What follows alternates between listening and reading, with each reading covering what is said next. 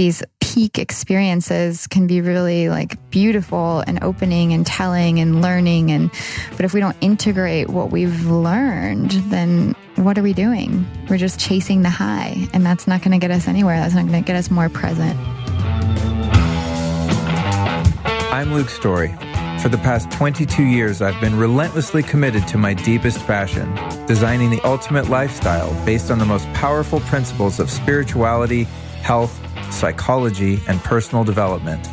The Lifestylist Podcast is a show dedicated to sharing my discoveries and the experts behind them with you.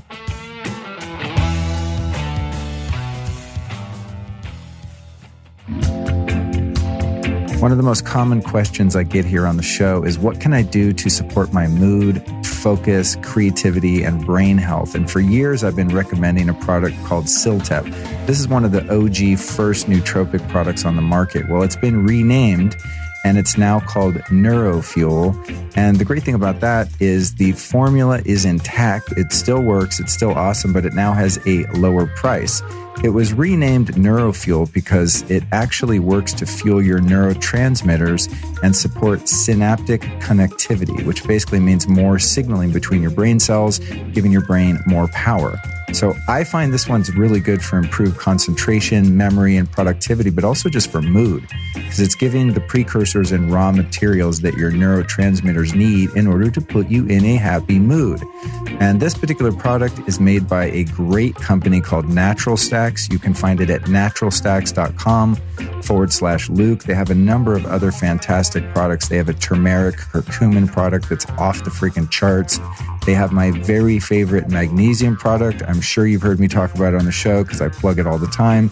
It's called MagTech. It has 3 different types of magnesium that are very bioavailable and don't make you crap your pants, which is a plus. Some magnesium products are really hard on your stomach. Theirs aren't. So Natural Stacks is just a great company overall, and their NeuroFuel is kind of their flagship product. But I really would encourage you to dig into their site and see what else you can find, because everything on there is really effective. And one thing I like about Natural Stacks is that they have full transparency, so you can see what every single ingredient is and where it's sourced from, which is very rare.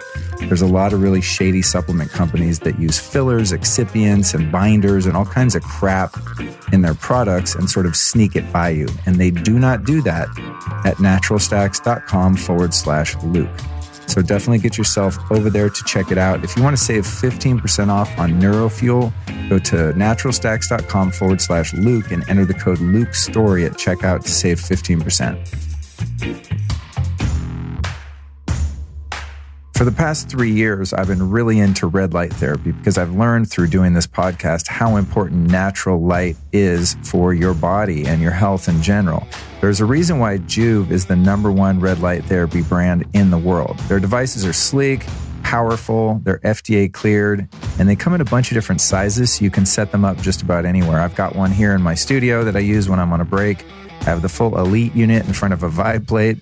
Next to my sauna, up in the Zen Den in the backyard. And I even have the little Juve Go travel model that I use to regulate my sleep and things like that when I'm on the road. It's actually the single easiest health intervention I do and has some of the biggest results. Now, newer research is also showing red light therapy is great for improving women's hormone health, like thyroid regulation. It's done great things for my testosterone, but it's also really good for women, which is cool. Now, how does one therapy have all of these benefits? It's super simple. Our cells actually crave natural light to do their job. And when you give your body the light it needs, everything just works better. So if you're trying to improve your skin, hormones, reduce pain, get better sleep, red light therapy with the Juve is a great long-term investment. To check these out for yourself, super easy. Head over to juve.com/Luke.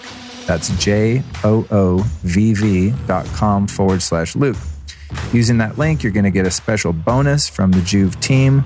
They're giving away to all my listeners, and there you can find all the research and dig into the data yourself and see that this is so legit. I also like it because it's a therapy you can do while you're doing different things. So I'll lift weights, I'll stretch, I'll shake around on the Vibe plate, I'll listen to music. I do all kinds of weird stuff standing in front of my Juve. So it's great. Get to juve.com/Luke.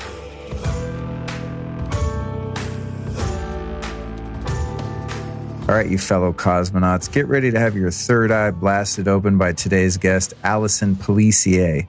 Allison's a friend. She's also an advocate and distributor for one of my favorite things in the entire world, this very special light known as the Lucia No. 3, a consciousness expanding technology.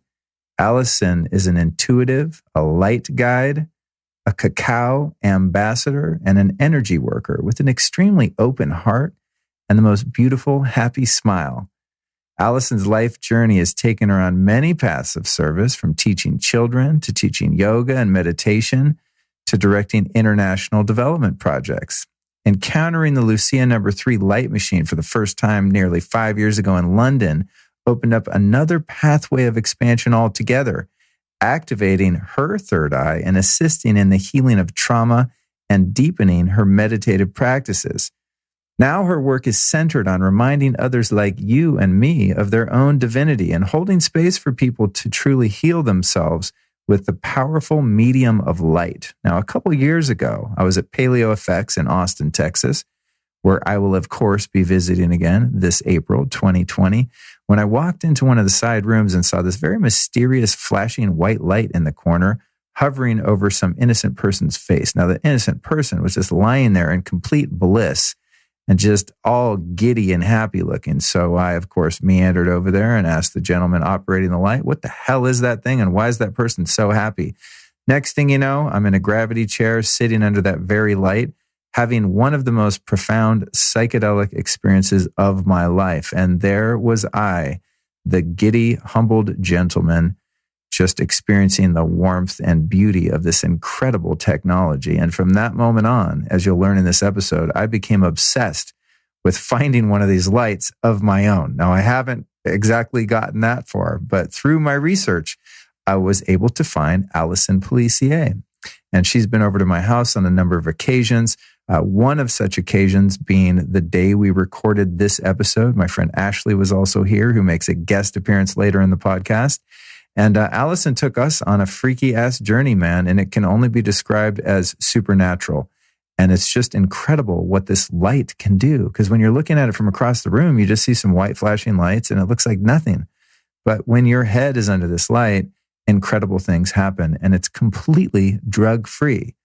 I liken it to sober ayahuasca. I mean, it's almost that intense. It's just absolutely fascinating. So I was so excited to get Allison on the show.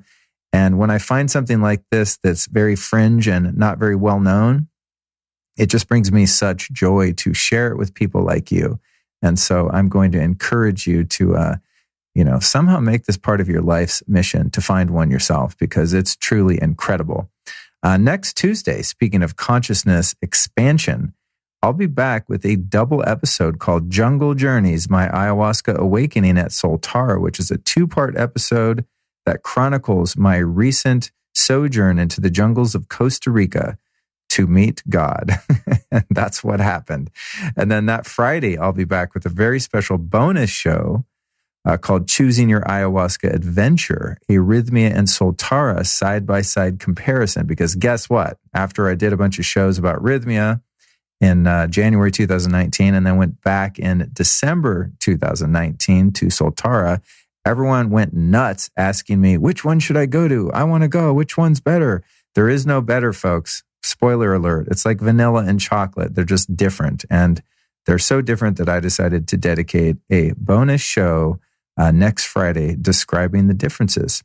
And they're both wonderful. That's the short answer, but it kind of depends on who you are and what your goals are and what vibe you roll with. So next week is a big ayahuasca download, and it's a perfect segue today with the show about the Lucia light.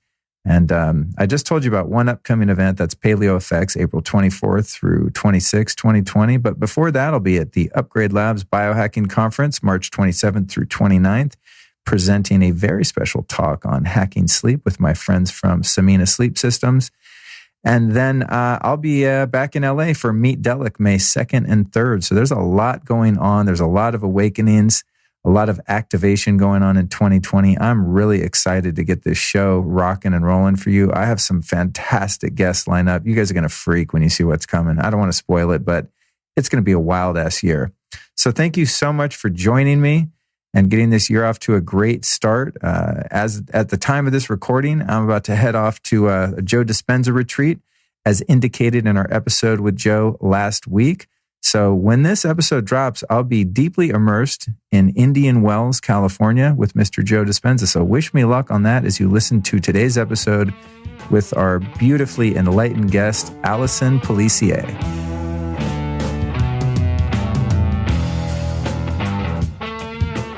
Allison, the first thing I want to start with is what's new and exciting in your life? Beautiful. Yeah, so I just came from the Science and Nonduality conference last weekend, which was really beautiful. It's a great gathering of people from all over the world speaking about non-duality and also science and quantum physics. You know, it was called From Quarks to Love. So it was a really beautiful. Oh, that's funny. Yeah, combination. And yeah, it's just been really great. I'm going to be at Odyssey in not this coming weekend, but next weekend at 1440 University. I was just listening to the Ram Dass podcast this morning, and Raghu Marcus, the host, is always plugging 1440 up there near Santa Cruz. It's one of their sponsors, and it sounds like such a dope place. Have you been there yet? Yeah, no, it's going to be my first time. Cool. So I'm really excited, and it's a great meeting of innovators and different leaders. I feel like I need to be your sidekick because you tell me about these conferences I've never heard of, and I'm Mr. Conference. The hell? Yeah, there's a lot of your different Instagram ones. is traveling with light, traveling light machine. Traveling light machine. Yeah. So follow her. Obviously, goes without saying.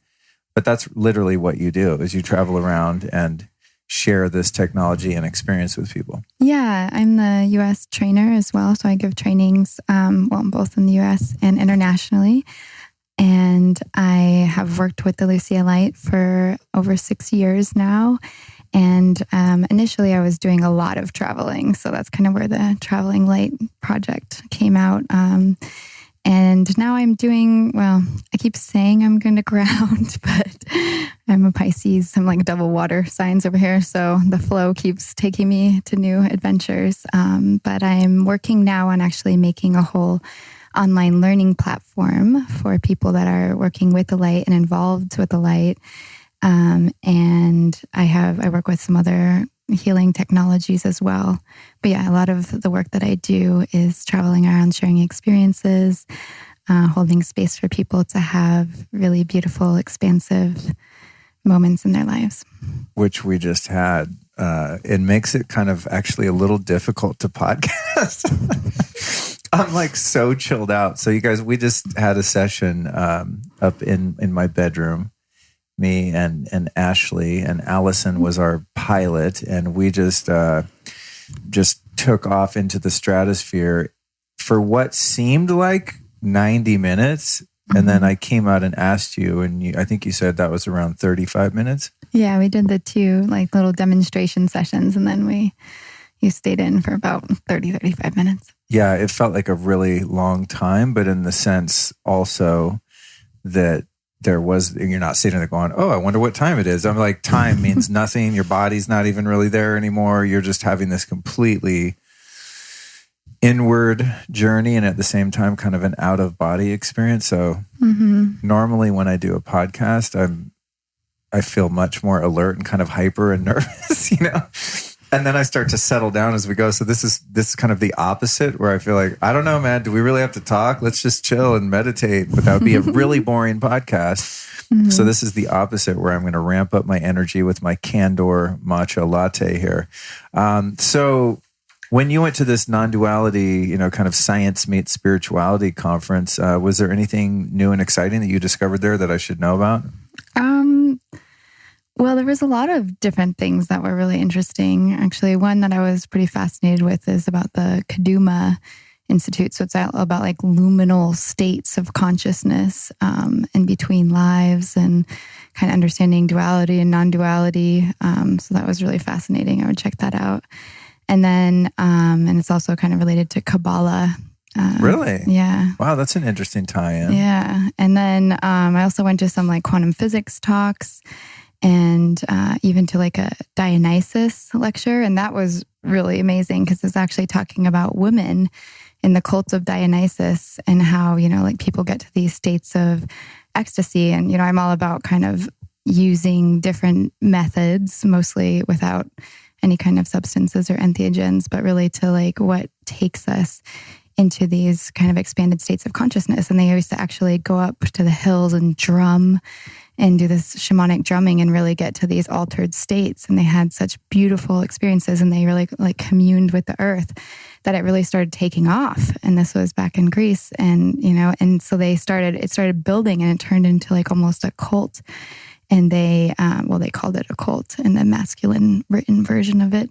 But it was just really fascinating because it actually became so popular that society almost became divided, and they were so threatened, the kind of masculine leadership at the time, by this like uprising of connection and expansion and like really open-heartedness, that they suddenly decided that, like they put everyone on trial and killed people, and people were fleeing the city, and anyone who was convicted was killed. So that was... And what's this called again? That was Dionysus. Dionysus. And is this a practice or movement that's still in existence, or was this a historical retrospective? Well, Dionysus is a Greek god. Oh, I don't know that. And so I know Isis, like the bad Isis. Someone actually said that recently. It was funny. Someone was like, I saw Isis in my experience. And someone else was like, Isis? And like, no, Did they have a machete? Yeah, exactly. Oh, no. Like, no, the goddess, Oh, okay. So yeah, that's Egyptian. I'm not goddess, up on my Egyptian, Greek mythology, all that stuff. I'm very ignorant. Yeah. So anyway, but yeah, was that the thing you were telling about earlier that was like harnessing the orgasmic feminine power or something? Or was that a different thing? No, that's a different thing. Oh, okay. Tell me about that. That sounds really juicy. I was just talking about kind of getting into the transpersonal state and kind of doing medicine work. And, we were speaking of ayahuasca and these kinds of ceremonies that people are on. And often, it starts with the internal process. And then at certain point, actually in more ancient society, in Egypt and things like that, they would actually have women coming together and orgasming, and it would be for a collective goal or experience. So I was kind of speaking more to like ancient tantric practices of using energetics in more of a transpersonal way. I just had to find a way to tie that in. Yeah. Well, it's kind of like oming, oming? Yeah. Yeah, orgasmic meditation. I've done a podcast on it, guys. I forget the number.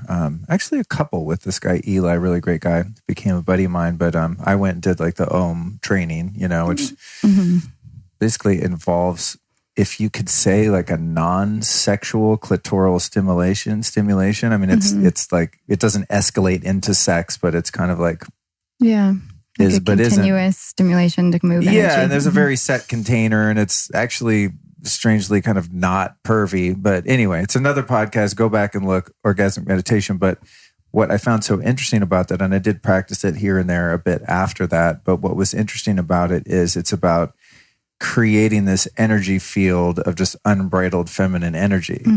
And so that's why it's not really, it's a sex thing, but it's not. It's more, it really is kind of a different type of meditation that elicits that energy, kind of using the woman's body as an instrument, and the ecstatic feeling that they're experiencing creates an energy field. I was thinking kind of in the room, but on a quantum level, I guess you could say, with enough people doing practices in the tantric nature, that there is perhaps an uplifting of consciousness in general, having the opportunity to amplify that energetic field. Totally. Yeah, it's really, it's fascinating. And that's, I think the thing about Tantra, and a lot of people really just equate it with a type of sexuality that's really a limited view, kind of from the modern standards. That's like you said, pervy or some, kind of sexual in that sense, but actually it's energy, and the huge fields of energy can come together. And it's really interesting too, because like a lot of people say that, like the CIA made feminism, what it is, because actually the divine feminine energy is very inclusive. And when women come together, it's not about being anti-men. It's about rising up and creating this beautiful field that's really open and inspiring and can really expand in like this epic way. That's so funny that you brought that up, because I'm I'm a big conspiracy guy. I love those. I mean, they get dark and it gets kind of depressing at one point, because once you start finding out the ones that are true, that are really dark, it really sucks. But at one point I was looking into the origins of I don't know which wave it would be, second wave, whatever it was, after World War II, when feminism started to rise. And obviously there needed to be a balance of power. And so the timing was right, but there are documented pieces of evidence that some of the main activists and proponents of that model, of that mindset, were put in place to divide the family, and namely to have two heads of household that could both be taxed. Yeah. And so when all the men went off, those brave soldiers, to fight in World War II, he had women left at home, and these women started to generate revenue, and the government was like, oh, sick. Now we're getting taxes from wifey. When the guys come back, their ass is going to go back to work. We're going to get taxes from those. Double workers. Right? Yeah, so there was kind of this underground clandestine move with the guise of doing something really cool, which is obviously creating equality. Anyone with half a brain cell knows we need that. Yeah. But I like what you're saying, because there are elements. This is totally off topic, so whatever. That's funny. We record. I was like, well, we're talking about one thing, so we'll probably only do an hour. But this is how it goes. Yeah. But as a male in this incarnation right now, and I don't even think of myself as a man, I think of myself as an alien from some other dimension that happens to be in a body that has male genitalia and a endocrine system that makes me act and do certain things in a certain way.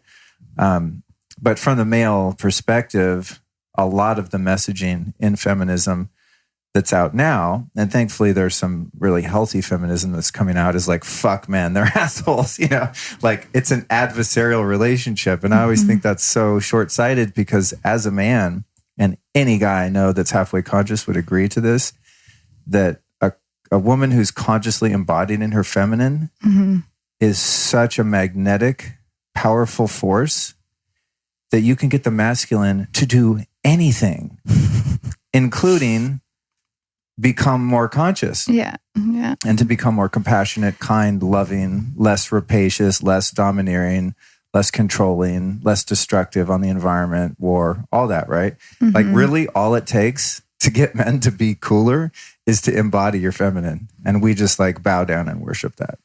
So I want to say to your more, aggressive, hateful feminists out there, it's not going to work, because, it's just another type of control and competition, right? You can't fight darkness with darkness. Yeah. And sometimes I look around, like when I'm in a city, I look at all the shit that's been built. You look at train tracks and you look at street lights, and there's an airplane going overhead, and skyscrapers and concrete and electronics and everything you're looking at, for the most part, that's part of physical material manifestation.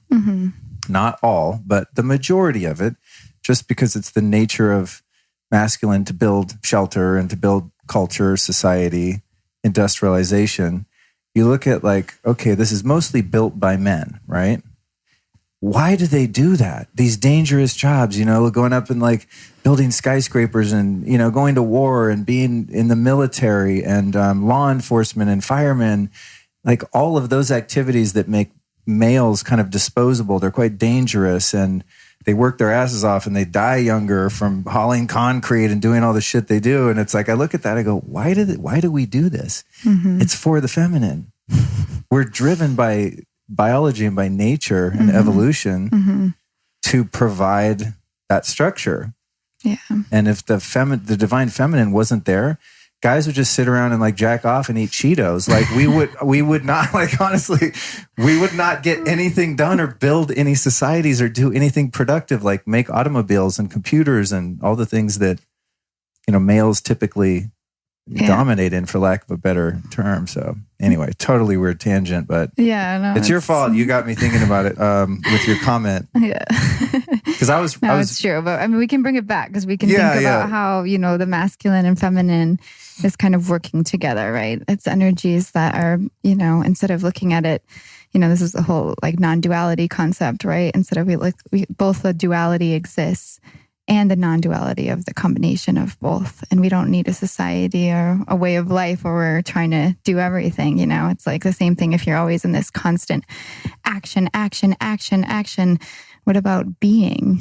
If you're just doing, doing, what about being? What about bringing your nervous system back to the parasympathetic, which is what the light's all about, right? Well, you got that right. We want to be active doers and, entrepreneurs and CEOs and answering all the emails and doing all the things. And, I see it myself, go to the conferences and meet the people, but it's so important to find that balance, right?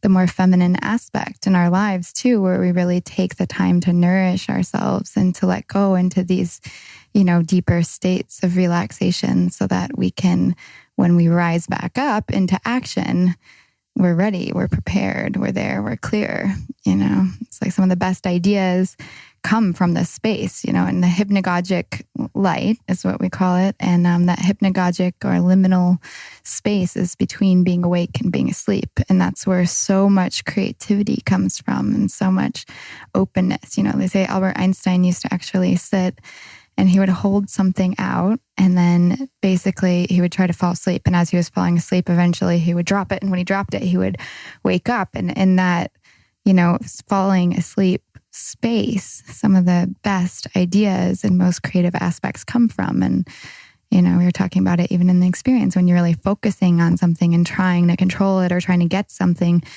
you lose it, and instead of like going with so much action, if we just step back into that more of that state of being, of receptivity, of openness, that's when some of our best ideas and understandings can really come through. So it's not one of those. That's beautifully said. Amp you up technologies like matcha, but it's it's one to bring you back down. That's beautifully said, because it's like I think as a guy and many of my guy friends that are also pursuing spirituality and more fulfillment, when we first get into it, we're like, oh, I'm going to meditate the fuck out of this. You know what I mean? It's like we use that very yang masculine energy of like, okay, how does this work? I'm going to figure it out. Then I'm going to execute. I'm going to dominate. I'm going to get it done. And it's like spiritual unfoldment is yin. The only yang part of it is perhaps just, a flutter of desire. Like, wow, I'd like to have more peace or more balance or whatever you're looking for. But through technologies like the one we're about to dive deeply into, and meditation and prayer, it really does put you in that yin state of allowing. And I think it's a really cool sign that now so many men are becoming conscious and, going. I remember when I first started going to yoga 20 years ago. I mean, it was kind of dope, but I was always the only guy in class, I was like, oh, word, this is where all the ladies are.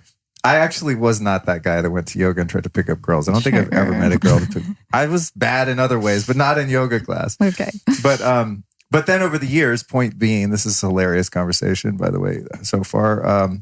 But over the years, I was like, oh, now there's 3 dudes. Now there's 5 dudes. And especially like in Kundalini yoga, when I first started doing that, maybe 8-9 years ago, I mean, there'd be a pepper of like 3 of us in a room of 70 people. And now there's like almost, maybe not equal, but it's probably 60-40 now, and I'm like, oh, that's interesting. Men are starting to realize that to achieve their objectives, even in the outer world of like, optimization and performance and achievement and making money and building and doing and raising money for your family and goals and all of that you're much better at doing that if you do take those breaks to find balance with the feminine and allow yourself to surrender into that present moment awareness.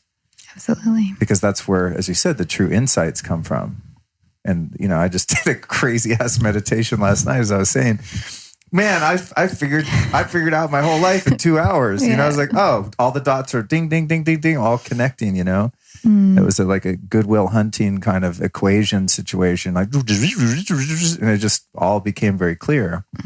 But that wouldn't have happened if I sat down and was like, all right, I'm going to write my goals and I'm going to get it. Yeah. There has to be time for that. So I appreciate that perspective and the way that us male and female embodied people, and even people that are embodied and they're in a male body and are completely more identified with their feminine and vice versa, that we can all start to work with these energies and become aware of them and work in harmony and in union to support each other. Yeah. And that, I think, is really the key to societal structure and success on the macro and on the micro in our interpersonal relationships, to be able to weave in and out of those consciously and know what energies we're working with and become more kind of energetically intelligent. Absolutely. And I think it's like finding the balance both within yourself and what feels good to you in terms of, what direction you're kind of leaning towards and really, using your power in, and then how we all come together and dance in those different dances together, And as you said, you might be in more masculine at one point and then move into the feminine in a different relationship or a different role. And I think society is becoming more fluid in that way. And that's really powerful.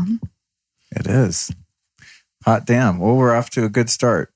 So this is maybe 2 years ago. I'm thinking, because it wasn't last year's Paleo FX. It was the year before. And that usually happens in April in Austin, Texas.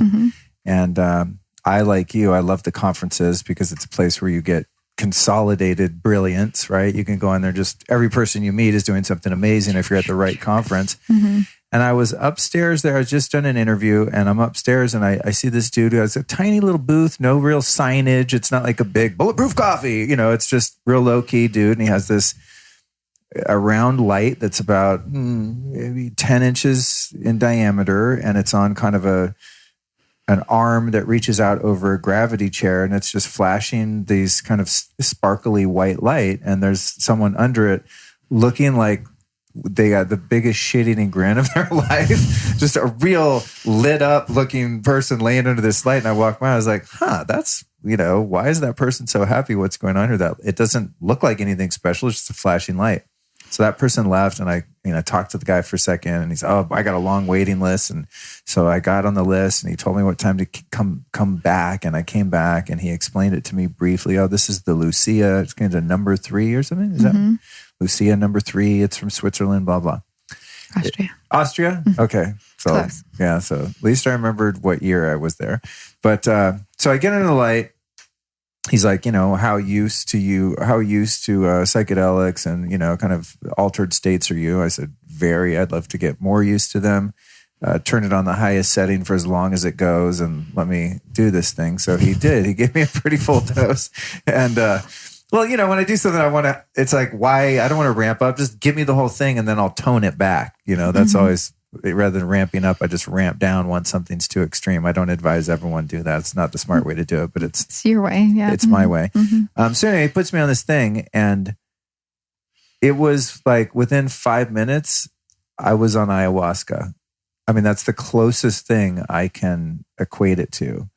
These geometric shapes, just the visuals, these light shows, this kaleidoscope effect, just completely insane situation that I had no control over. And, I didn't try to. I just really surrendered into the experience. And as it started to come on, so to speak, I was like, okay, cool. I know I'm safe. It's impossible that this could hurt me as far as I know. And I just went into it. And then what happened was my heart started to really open.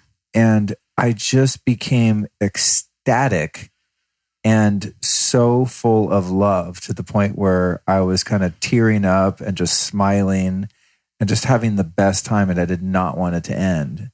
And that was my introduction to this technology. So I got the guy's card and he's based in Austin. And, I was like, guys, who's in LA? And, I went kind of down the rabbit hole of trying to find one of these things here that I could use. And lo and behold, eventually found the website or something and got connected with you. And you came over a few months ago. We just hung out. You let me try the technology here at the house. And I had another incredible experience.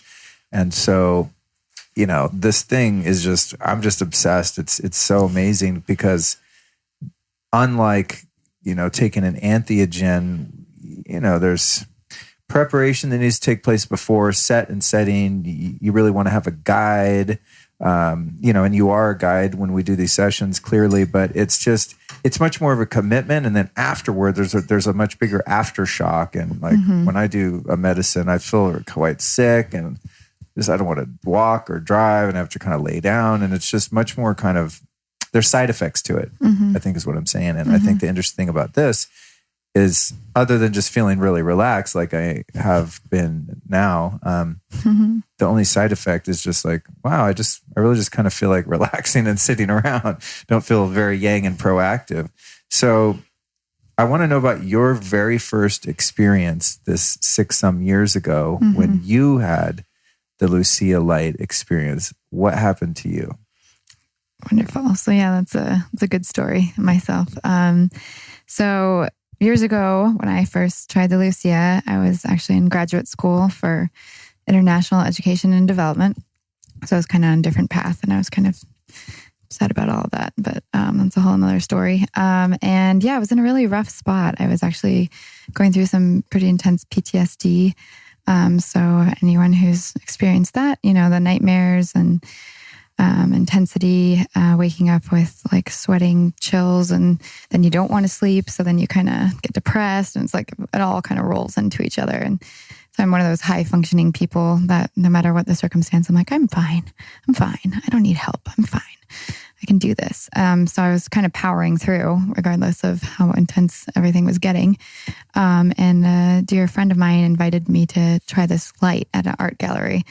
And I had no idea what it was. And, I was like, come on, man. It's like hard for me to even leave the house right now. I don't have any money. There was like a million excuses that I had. And then, right at the moment when I, had to make the decision to go or not, I just got this push, like, you have to go. And I was like, okay, I'm going. And I went running out the door and just made it on the train. And it was in London at this art gallery. And so we went in there. And again, I had, no expectation. It was an art gallery. He said it's something about like neurovision or something. And I was like, well, that sounds interesting. Like, I'm interested in neural art and, I like brain things. So I was like, intrigued, but I had no expectation.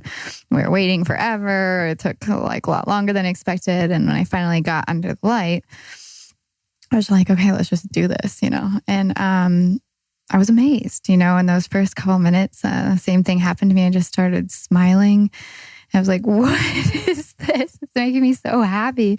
And they're like, do you want more? I'm like, yes. And then like more intense. Yes. And I just went to the most intense, and my eyes were actually like really fluttering that first time. And I almost at one point just like held my eyes shut, like, just stop. Like, I'm trying to just like experience this. And then I went into the longer session, and that's when it really became magical for me. I relaxed enough to like let my eyes go. And I actually went straight through all the colors and patterns a lot of people see, and straight into a very, ayahuasca type experience. I had a visitation with my father who had passed away. And when he kind of passed, a lot of the PTSD stuff came up. So it was really beautiful to connect with him. And, he like told me like, it's okay to be happy, like, and like kind of unlocked some keys in my heart that I had been holding a lot of pain around. And I just was flooded by this sensation, and I was in a forest, and, I don't know, all these things. And I'm like, I forgot where I was, what was going on. And, it kind of ended, and I was like in this tent in London in an art gallery, and I was like, what is going on? And they're like, how was your session? I was like, I can't even talk right now. I just went running outside, and it was raining in these London streets, and I was just dancing in the rain. It was just like, I felt like I had like come back to myself. And anyone who's experienced PTSD, it's kind of like there's a wall of glass between you and the world. Like, you're trying to communicate, but like you like try to explain, it's just not the same. I just don't feel the same anymore. You're kind of out of your body. And it just like snapped me back into my body. And this isn't for everyone. Everyone has a totally different experience. But for me, it was a life changer. I mean, from that moment, all the dreams went away, like all the nightmares.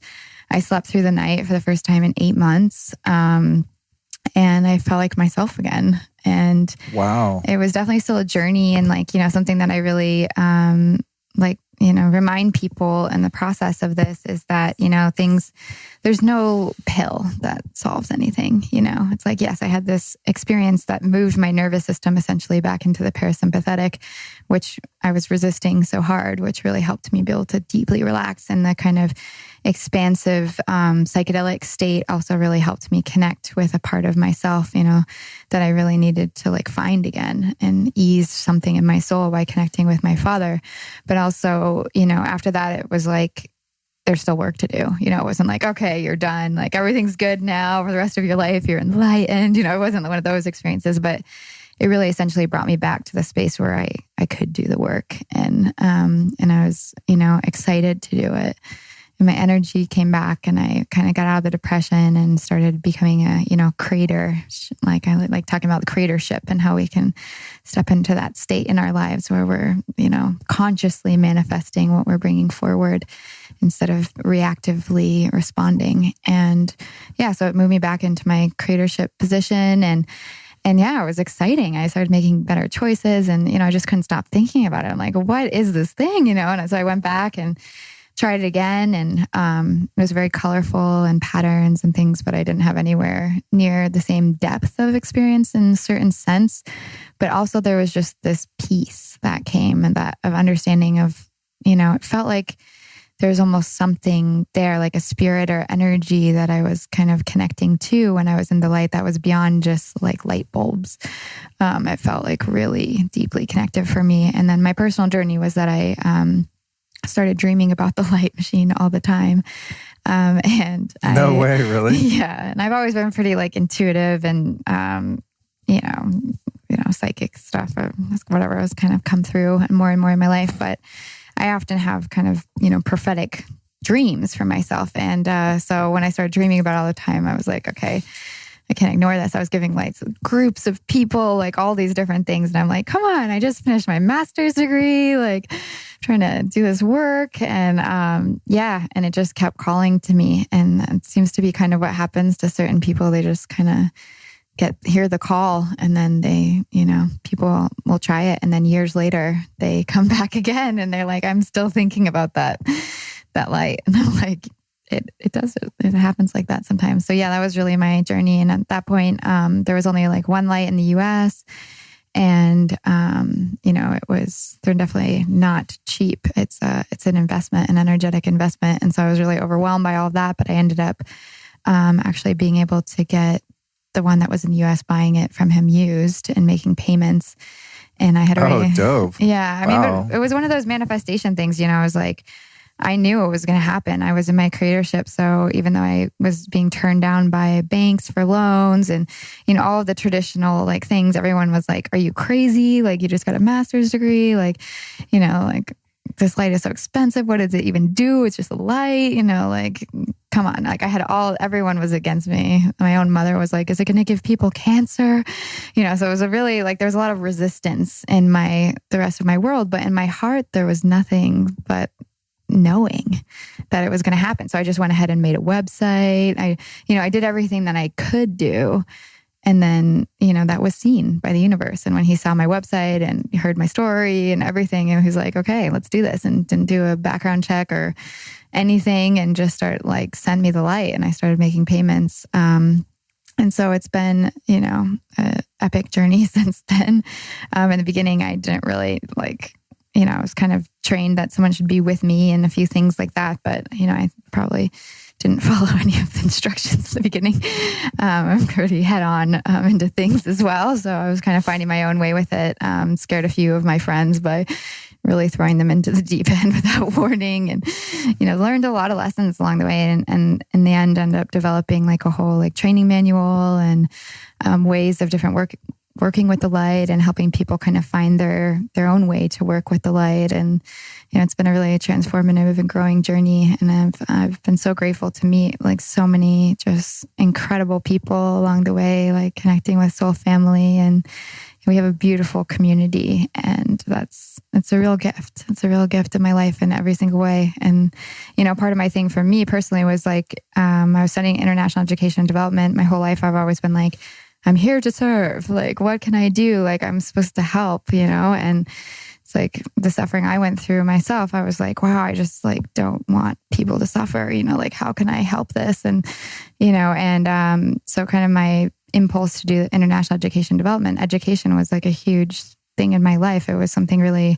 steady and secure and positive. And then, I love traveling to other places and seeing other cultures and things. So I was like, wow, if I can, work with this. But then I, as through my own evolution, I'm like, I'm not sure about educational systems. I'm not sure about these big NGOs. Like I have a lot of questions about donors and donor priorities. And like, and it was like very entangled and political. And I really came to this understanding that, like, for me, what I understand the best way that you can help anyone, because you can't really help anyone, is to just hold space for them to help themselves, is to see them, to see them and acknowledge them, and really be there as a witness to their experience. And so that's kind of what the light is really all about, and how we hold it. It's like, we're not healers. Like, you're the healer. Everyone's healing themselves. And it's really, as a guide in the light, it's really holding space for people to have this incredible experience. And it's whatever they experience is a reflection of them. And it's different every single time. And, it's like a tuning fork of your consciousness. So it really brings you back to that center. And so I've seen people really depressed with no energy who come out like, just like, yeah, this is a new life. Like, I'm just ready, And then I've seen people who are so overworked. I've seen doctors who just fall asleep like the second it turns on, and rest is important. And, like sometimes we prioritize like, oh, I want to have a shamanic journey over rest. But, your body knows what you're ready for. And so the light's really giving you what you're ready for. And that's what I really love about it too. It's like a reflection, it's a recalibration. So it's not, forcing you into something. And that's kind of a difference. You compared it to ayahuasca, and one of the, first of all, it's not an entheogen. So you're not taking anything inside your body that's really messing with your neurochemistry. But also it's, and ayahuasca has a beautiful spirit, Mother Aya, and that works with you as well. And I believe that the light really has guardians, I would say, etherically, energetically. Really what it's about isn't saying like, I need to do this to have a deeper understanding. It's saying that deeper understanding is already within me. I'm just shining a light on it to remember. And it's literally a light that you turn on and shine on yourself to remember. So that's kind of what it's all about. It's like remembering. We already have all the answers for ourselves. We already know. We are eternal beings, and we're multidimensional, and we're acting in so many ways, and time is quantum, and it's all happening at once. There's no past or future. So, the more we can kind of come into that eternal presence where we're healthy and whole and everything is, then, the more we are in our creatorship, and it's beautiful. So that's what the light is really all about. And that's, my personal journey and introduction with it. Before that rainy night in London 6 years ago, when you had your initial experience, had you experimented with psychedelics? A little bit, but not really. I actually, I was more of a nerd and intellectual growing up. And like I said, school was really like positive for me. It was like, oh, you did a good job, good work, it was like really positive reinforcement. I was like, this is great. And I was always reading books, and kind of, actually I was having, I had different kind of astral experiences and stuff as a child, but I wasn't really into drugs, as I called it, and I didn't really differentiate between, psychedelics or any like harder drugs. I was pretty against all of it, because I really, alcohol is probably one of the worst ones. So I was drinking some alcohol, but I didn't really do much in the way of psychedelics. The light, in a way, actually, right around that time started opening me more to being open to those types of experiences. And so since you had that experience with the light, did you become curious about other inner cosmic journeys using, what do they call it? Is it entheogens? Entheogens. Oh, I always say entheogens. My psychonauts are going to correct me. And sometimes people leave a podcast review and they're like, "Dude, you pronounce this word wrong all the time. Here's how it really goes." Like, thank you. I appreciate that. I want to sound as smart as possible on my podcast. Could just be an accent, Yeah. After that, though, were you like, "Oh, wow, the doors of perception have opened. I wonder what happens if I do a clinical dose of MDMA, or I go do ayahuasca or wachuma and all the things that are available." Yeah. I think right now it's really very interesting because you have, again, like you're talking about the non-duality conference where you have this merging of hard science and the shamanic spiritual world, right? And like a guy like Joe Dispenza is kind of doing a really great job of merging that. But in terms of psychedelics and just expansions of consciousness, you have the clinical psychedelic movement in the world of psychiatry and the psychotherapeutic model. And, obviously, which MDMA kind of originated in that, even LSD back in the beginning.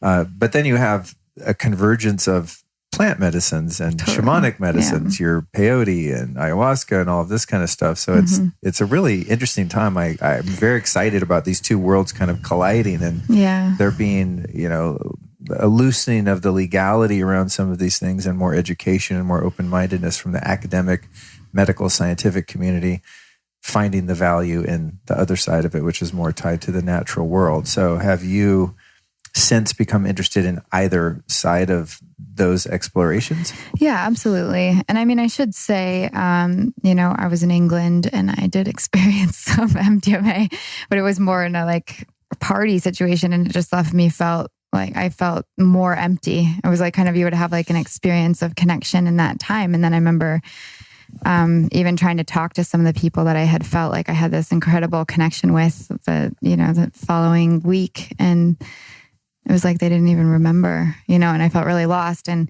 that's actually how I really still feel in terms of looking at these, sacred medicines as that, it's a sacred experience when you're expanding your consciousness, and you really need to, have some awareness around that and intention if you want it to be really productive for your life. I mean, obviously you can do whatever you want. You don't need to do anything, but I am, I live in Colorado, and I have a lot of friends experiencing psychedelics, and I've done a fair amount of psychedelic exploration myself.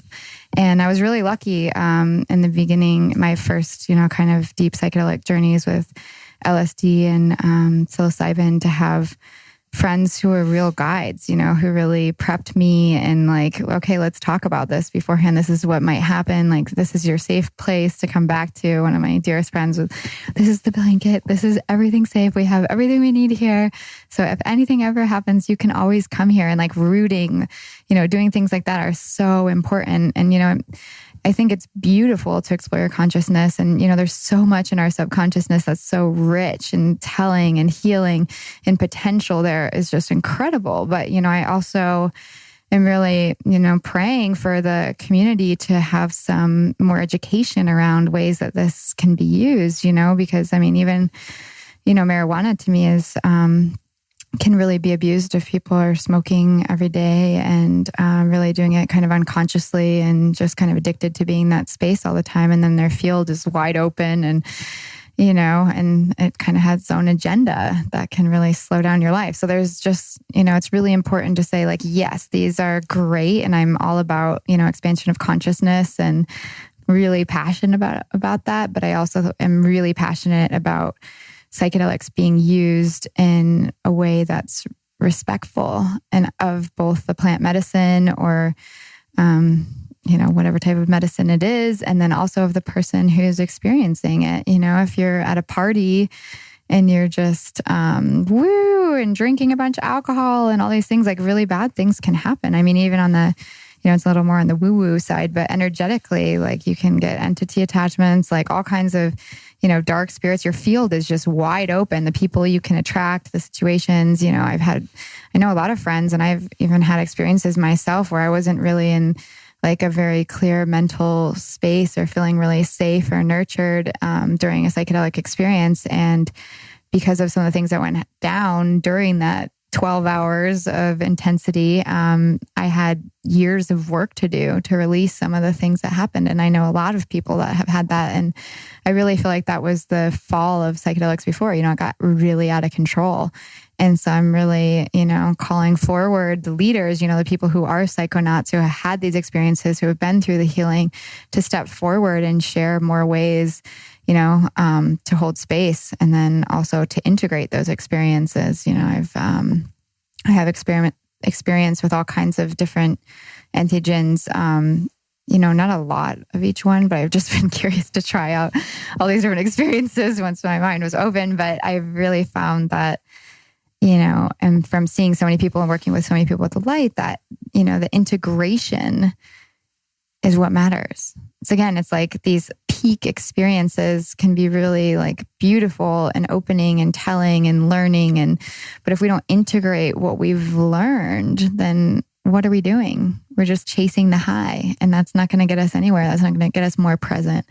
And I've seen communities where people do ayahuasca once a month or, quite often and just keep coming back for more and more, just show me more. And it's like, wow. I mean, I've done ayahuasca, like 2 or 3 times in my life. And that's a lifetime lessons right there. Right. Like one night you're like, whoa, like I'm going to be integrating that for like years, and I think that's really taking it to that next level. It's like, it's fun to explore. It's beautiful to open up. There's so much that can be done.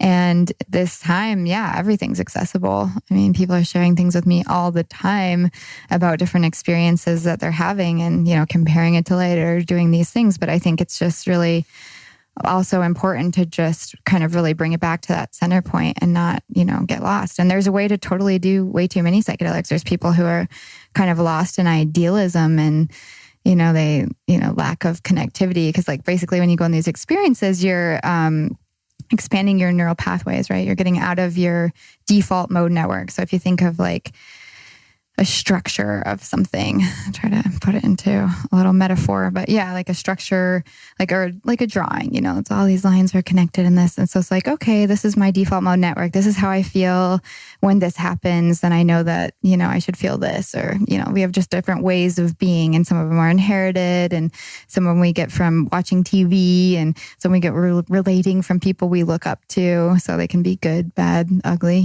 all kinds of different things. But this is just like our normal way of being. And we have to have this kind of normal way of being so that we feel comfortable in our normal life. Because without that, we can just be like anything, so if you hear something, you're like, wait, does that make sense? And then you refer to your own network to say like, does this make sense? And you like your past experiences, what your knowledge base, all of this stuff, okay, flat earth, like, wow, like, but if you just, if you take so as you take psychedelics, for example, you have ways to open up to create new neural pathways, right? But like, if you're doing it for 12 hours unsupervised and all this crazy stuff is going down and you're imprinting those into your neural pathways.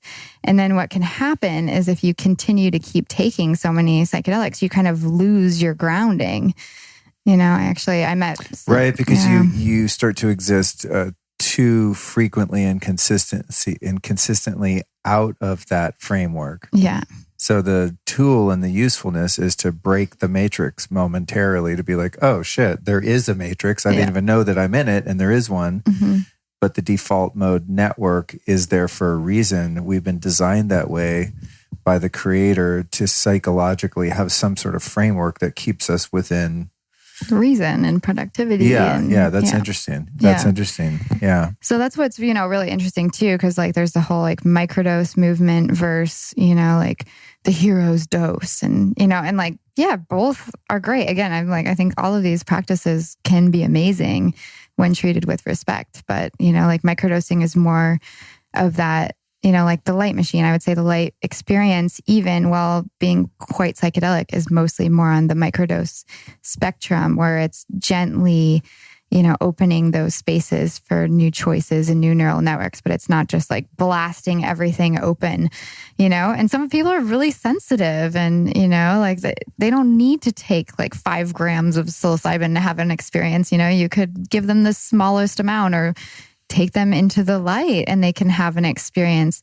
And, their system can get really out of whack if you just blast them with so much, and especially if something, less than appealing happens during that's outside of the environmental control, it's like we can be really traumatized. So it's just, again, I think all these things are really interesting, and I've definitely had my fair share of exploration in these different states, but I feel, as we kind of mature along our spiritual path, we hold some responsibility to, guide the way to others. And if we want the psychedelics to continue to be, moving on this path towards legalization, we need to respect them and, and take that seriously, because, I really appreciate that perspective, because as excited as I am about this movement, because I just love the expansion of consciousness, especially when it starts to happen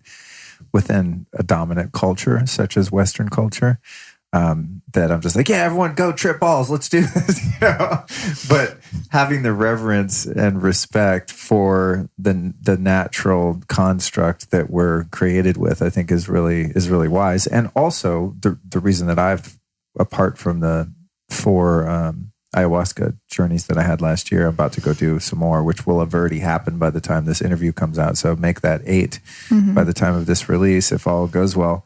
But I resisted that for a long time because my prior experiences were like going to dead shows and taking a random hit of acid from this person and then throw some mushrooms and drink a bunch of beer. And it was really fun. I mean, it was fun as hell to watch the Grateful Dead frying on a couple of hits of acid. Like, there's a reason why Deadheads did a lot of acid. There's something about that experience that really aligned itself with psychedelics. But I never had any insights that were useful later in life. And I was absolutely doing those things as a means by which to escape my reality, because my reality was so painful, because I had no other way to deal with the trauma that I'd experienced in life and the neurotic ways in which I operated and thought and felt. And so all of my drug use, even though the intention was like to party and have fun, the party and have fun is to escape from who I am and what my current reality is. Absolutely. The way that I'm experiencing the world is so, I mean, this is spoken as a former addict. Yeah. That's a danger. Yeah. How do I say this? Like my subjective experience of reality at any given time was so painful that the only way I could change my experience of reality and my perception of it was to take something to escape from who I am and what my experience was. And so it was like everything was a painkiller. Yeah. Sometimes they were actual painkillers and opiates, and sometimes they were stimulants, and sometimes psychedelics, and sometimes depressants and barbiturates, and whatever I could take to numb my experience, because the world was just too irritating, too fast, too loud, too bright, too painful, too everything. And there's a lot of useful things to turn down the volume on life when you live in that abject pain all the time.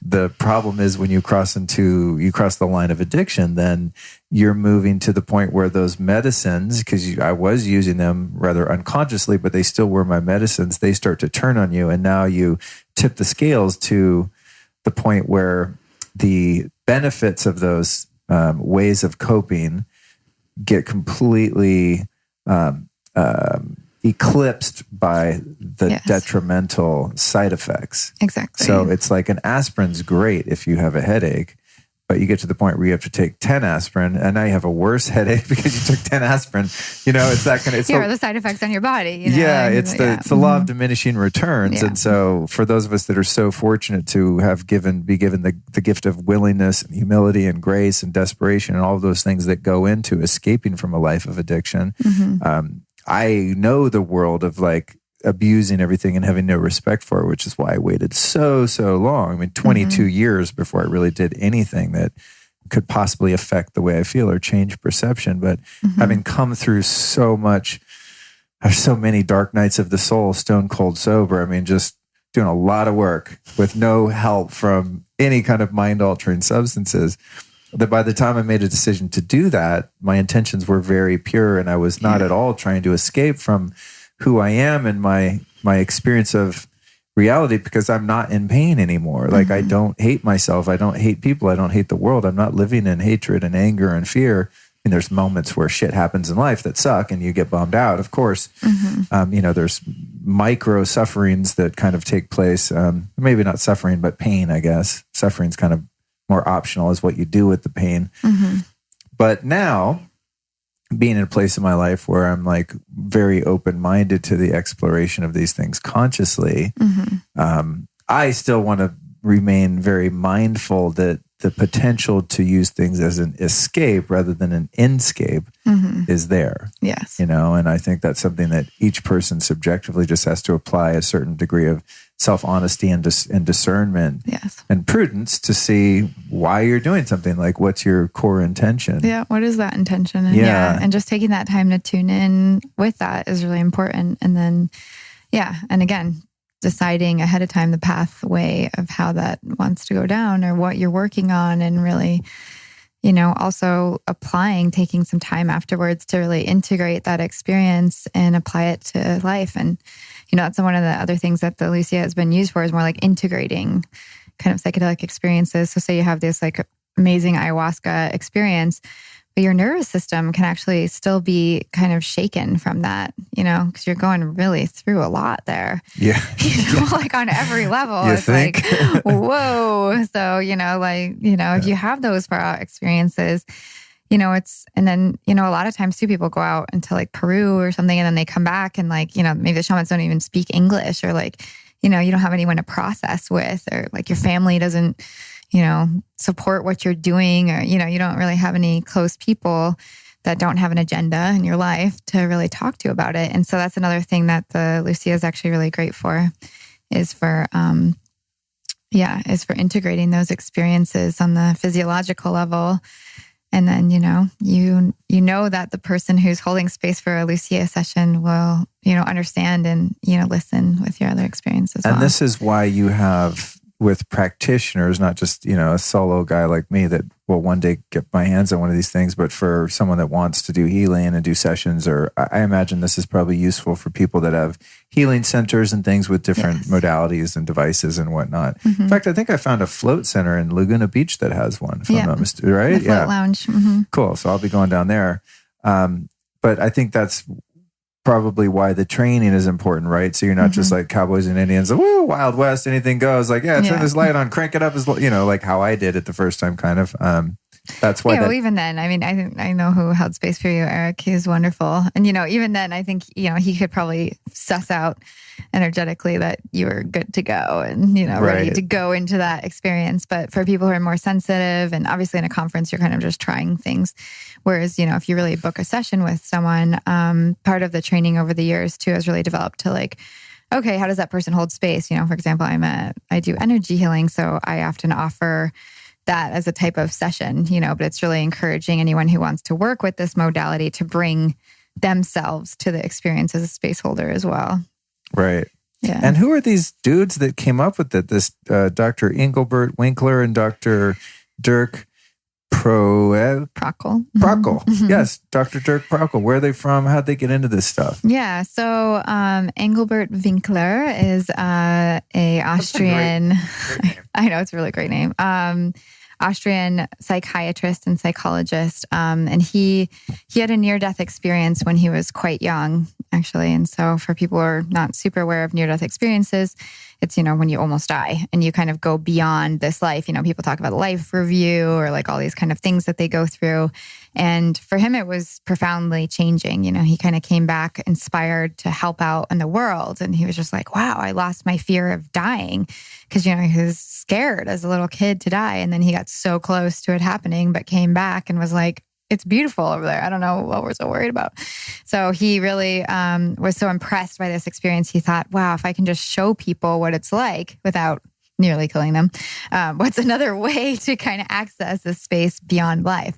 And so he did a hypnotherapy training and was working with a solid light and kind of guiding people into these meditations with light. And, it was working pretty well. But then he started, was chatting with his colleague, Dr. Dirk Prockel, who's a medical neurologist and also a psychologist. And, was asking him like, what about this? What do you think? And, Dirk's wife as well is also, a therapist, psychologist. And so they were just talking about it one late night, and he's like, why don't you bring in flickering light? What about flickering light? Flickering light is, more related to brain entrainment. Maybe they could have some experience. So they started experimenting with Lucia N #1. And okay. That's where the number 3 comes. Yeah. The third iteration of it. Okay. Exactly. So Dirk brought in the flickering light and they tried closing their eyes, and it's coming back from, ancient Greek times all the way to sitting around a flickering light at a campfire. Flashing light has been in our lives for, many times. And I also believe really in the Egyptian worlds to activate the third eye. This feels like very familiar to technology to me on a lot of more of the spiritual levels. But yeah, so they really came in surprised and amazed by what they saw when they closed their eyes and combined the solid and flickering light together. And so they really pioneered this new, or revitalized this approach to working with flickering light. And so they really use a really special method with the Lucia, which is the halogen, which is the solid light, and then the LEDs, which are flickering. And sometimes the halogen's on, sometimes it's off, but often it, mostly it opens the space. And it has a wider spectrum than LEDs, and it's thermal, meaning warm. So it's an incandescent bulb. Yeah. Yeah, halogen, yeah. Yeah, so it's better for, your body and system, as you know from your previous talks and everything, how important light is, and what types of light we're receiving that, solid light and that warmth is very, feminine and opening, and, we become more receptive. And then as the flickering light comes through, that's kind of the more intense driving. So you can kind of look at that as the feminine, and then the masculine of the flickering is kind of what's like moving things.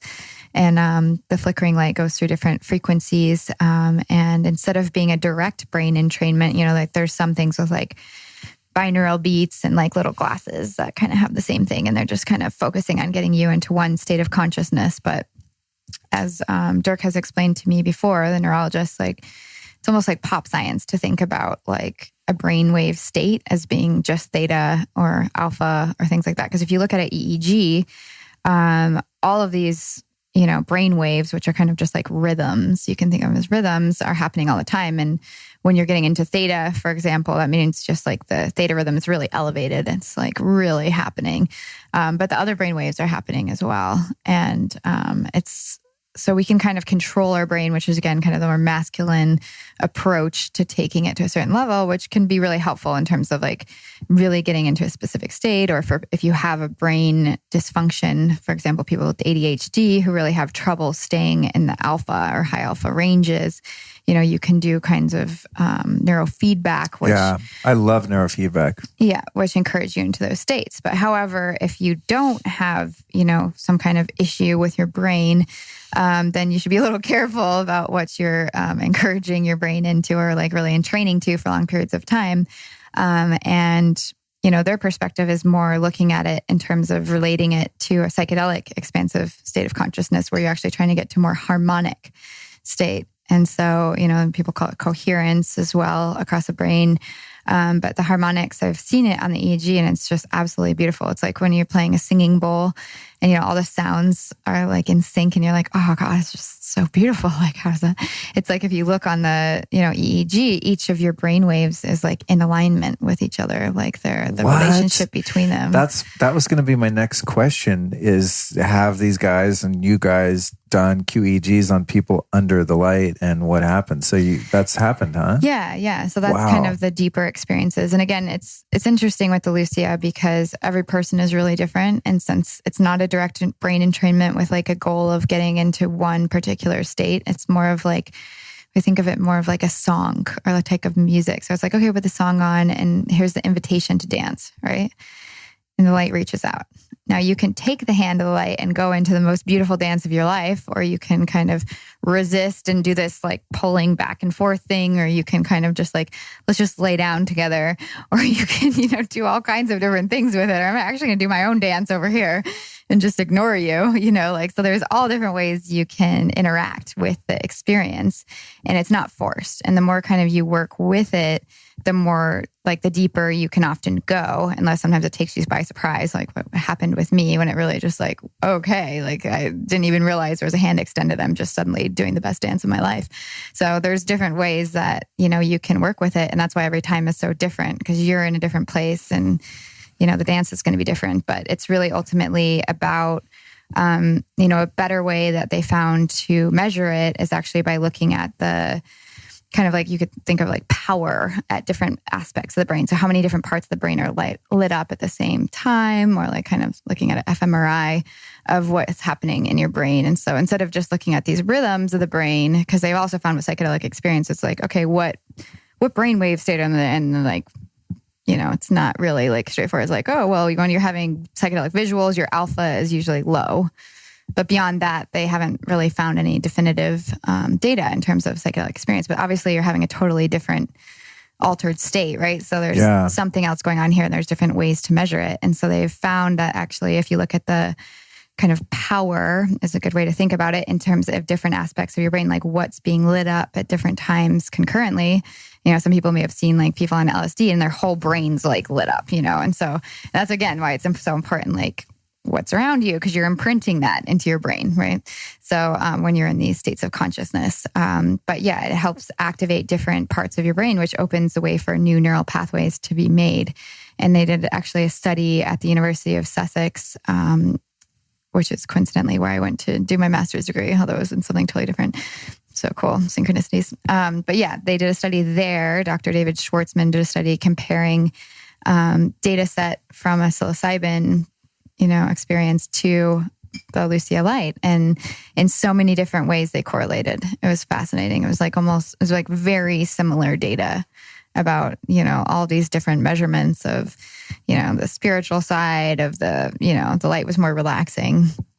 But kind of the visual experience and how they felt afterwards and all kinds of different things. It's a really cool study. I can send you the link. Oh, please do. That's fascinating. Yeah, that's really interesting. Yeah. Also, the term that you used, which is something I'm really getting into with Joe Dispenza's work, is coherence, brain coherence. Mm-hmm. And again, getting out of the nonlinear way of looking at brain entrainment, like, oh, I want more alpha, or now I'm theta. Like when I've done a lot of neurofeedback, when you look at your QEEG, there's all of these overlapping different combination of brain waves that are infinite, and so it's like in nature, it is a nonlinear experience, and it's about that, the coherence, not only between your brain and mind being kind of another element of brain, or your brain. The way I look at it, sort of like a transducer or receiver for mind, right? Because mind is non-local and universal in terms of the quantum element of hive mind and group mind and God mind.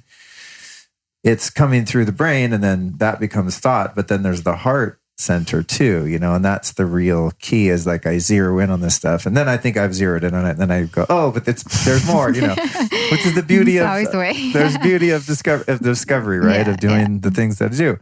But this idea of coherence, like that's really the measurement. Like that's where we feel a true flow state, right? Yeah. Is when your heart rate variability and just whatever random combination of brain waves tunes you into your higher self, so that you have more access to that. And that's what's motivating your words, deeds, behavior, character, the way that you interact with the world. Absolutely. So there's much more to it than just, altering your brain waves, which is useful to tune up the radio, yes, right? Absolutely. To get the radio tuned to the right channel. But then where's the programming coming from, right? Yeah, exactly. So that brings me to my next line of questioning, which you kind of just answered, is that in addition to neurofeedback, which is possible for people to do at home if you get a whole system and you have to learn how to do it. I do it at a place called Peak Brain Institute, which is in West LA. It's helped me immensely. I've done a podcast on it, guys. Again, I don't remember the number. There's 250 shows now or something. But if you look up, we'll put it in the show notes. Show notes, people, you magicians and wizards, look up the neurofeedback episode with Dr. Andrew Hill and put it in the show notes. It'll be in there. But what you're doing there is you're training your brain to up level or down level certain patterns in the brain waves that you use. And it's very effective, as you mentioned, for ADD, ADHD, PTSD, all these kind of things. I just wanted to be more focused, and it's helped me to achieve that. But some of the other things that I'm really into would be, there's this device called NuCalm, which is a brain entrainment neuroacoustic kind of situation where you listen to these very specific, deeply embedded tracks that take you on these journeys. And then you have a little disc you put on your wrist that has this sounds really woo-woo, but it's used primarily by the military, which tells you, no, this shit is legit. NuCalm is so legit. It's for the main purpose of NuCalm is to lower stress and to help you recover from stress. And that's why it's so useful for the military and in pro sports. You put this little disc and it has the quantum imprint of, I think, like GABA and theanine. And then between that and the neuroacoustic sounds that you're listening to open up your GABA receptors. And the net effect of that is brain entrainment, but to the point of recovery and getting what feels like in terms of the recovery of your nervous system, 2 or 3 hours of sleep in either like a 20 or 50-minute session. So my first idea was like, oh, sick. I'm going to put on that and then get under the Lucia light, because I always just stack everything, and experiment like that. Very American. Yeah. It's like, well, if one thing's good for you and feels good, let's hook up to 5 fucking things, Yes, very American, and just very obsessive. It's fun. I mean, why? Why not? All these things. Why not? Yeah. But from what you're saying, to force our brainwaves into like a certain pattern or something in combination with Lucia would kind of nullify the effect of just allowing your consciousness, your brain, your mind, all of that to just go where it wants to go based on its unique response to the light.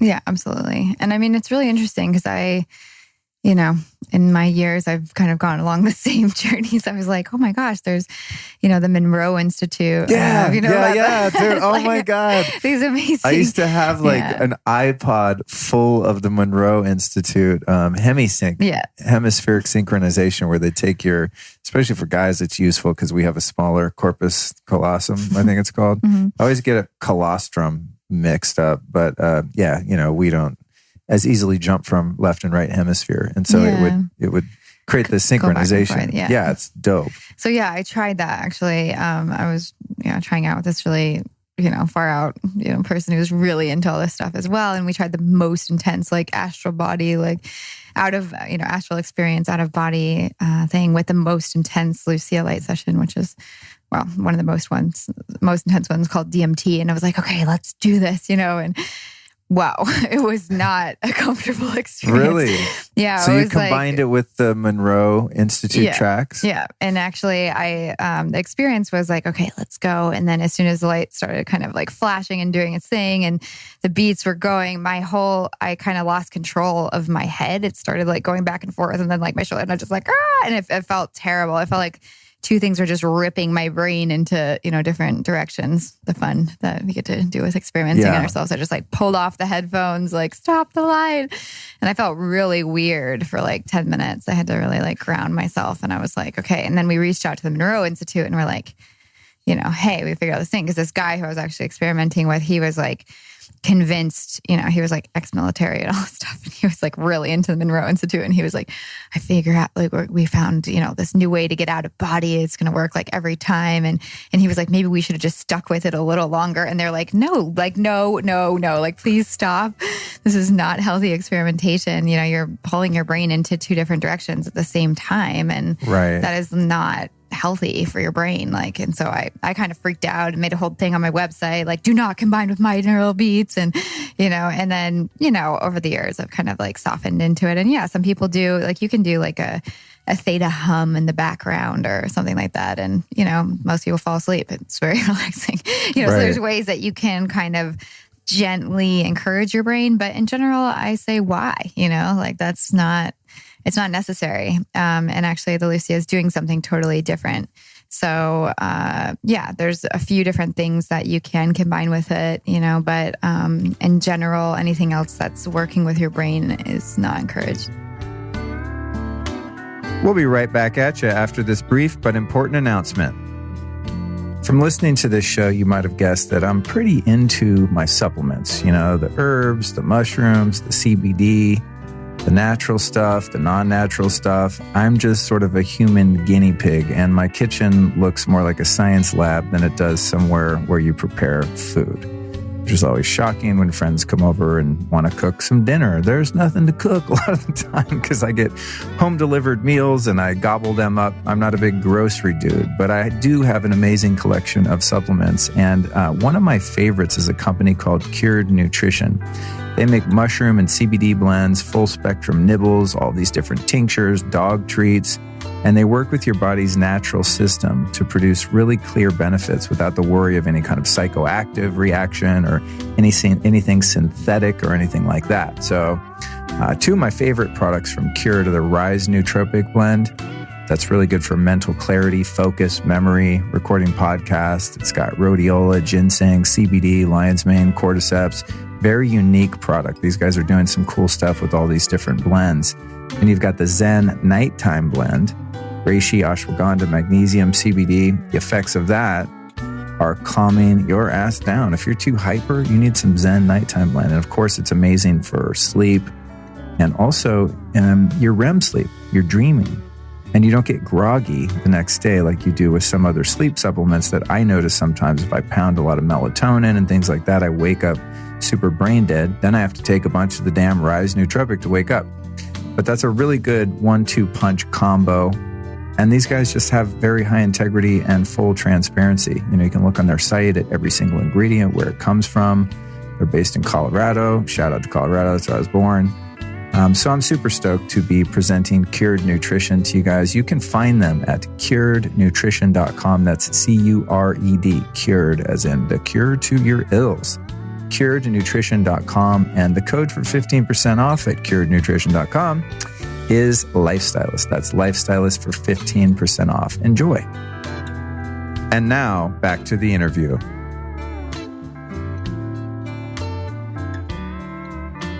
Just found this other thing called Brain Tap, which is also a neuroacoustic, audio experience that has like these goggles on the headphones that produce not dissimilar to the Lucia light. Like it's a flashing light. If you open your eyes, like, what's this going to do? But when you close your eyes and you have a combination of these sometimes guided visualizations, and sometimes it is just a theta hum that, puts you in that state. And it's super cool, but I'm already seeing that would like be like counterproductive. Yeah, like it's just not necessary. It's overkill. Yeah. So we'll forget about other technologies and just focus on the light itself. And this morning, because it happened to be one of my 5 days on, 2 day off protocol for microdosing psilocybin, today happened to be an on day. And so took my little tincture this morning, which is very much not a psychoactive dose. But I thought, that's actually a perfect day to do it. It wouldn't hurt to have like a little some in there, in the old dome, So I did that. And I don't know that it necessarily added anything to the experience based on the 2 times before that I'd used the Lucia light. Probably didn't hurt at all. But what about the combination of different, psychedelics, whether they be synthetic or, plant medicines and things like that, and the Lucia light? And I know you probably have to tread lightly here because, you're involved in a, organization that has to be accountable. But what do you have to say about that? Yeah. So, I have a few things to say about it. First of all, more of our kind of official position is that we really recommend not taking anything else, because kind of one of the main things about the Lucia is remembering that you don't need anything besides you to access these experiences. The light's just shining on what's already there. After one Lucia light experience, you can close your eyes and sit in the sun. You can go like this with your hands in front of your eyes. It's just open hands crossing each other. And you actually get a little bit of that experience. And if you already had a deep experience there, you kind of know how to go back there. And that's kind of what we're working with people to teach them, that like this is already within you. And we're just showing you a way to access what's there. And you don't need to take anything outside of yourself. So we don't offer those sessions in combination. That being said, I've, been to festivals, right? And I was actually really like terrified at first to like take the light to festivals, because I'm like, oh my God, people are going to be on all kinds of drugs. Like, is this safe? Is this responsible? Like, is this, what's going to happen? And, as I mentioned, I'm kind of a nerd. So I was doing some research on different studies, and I came upon the strangest study. And it was about a baboon that had light sensitive epilepsy. And so, if it was around a flashing light, it would have a seizure. And now gets the interesting part. I don't know who funded the study or, who thought to do this. But basically they gave this, I believe it was a baboon, LSD. And then they put it under a flashing light and it did not have a seizure. And I was like, whoa, like that's interesting. So, again, I was like, well, that's not like our mission. And I was curious, but it kind of relieved some of the anxiety I had in terms of like what would happen. Legally, we on our informed consent forms really have people make sure that they're not on anything, because we can't be responsible for what would happen. Everyone's different, and, we definitely don't want to encourage people to take psychedelics and come.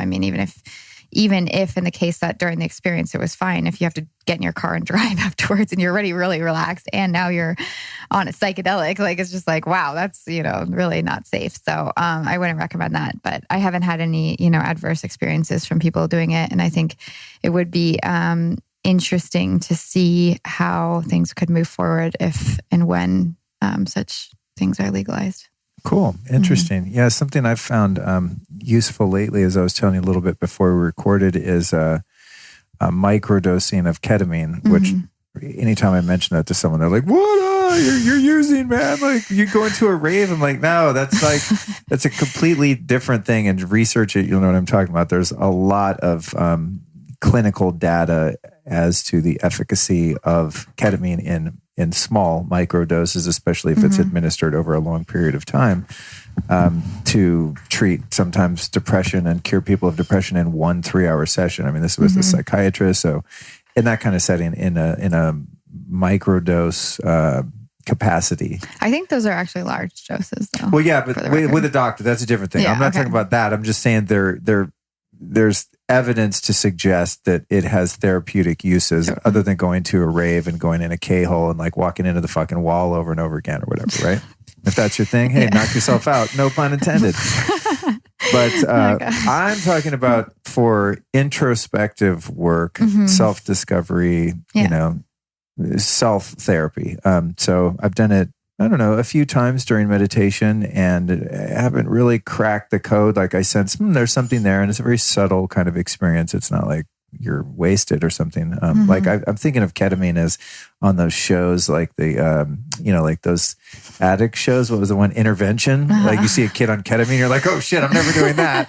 I mean, they're like literally just walking into the wall and just completely, it does not falling over. Yeah, in the middle does not look fun. So I was a little apprehensive, but take a tiny amount. And I took it a couple times and I was like, okay, this could be useful for something. I'm not really sure what, but then I did it very recently with the New Calm experience that I described. And also then, that was an hour, and then that was over. And I was like, I could use some more of this, because I was working out a lot of stuff out of the subconscious and visioning and all kinds of stuff, manifestation type stuff.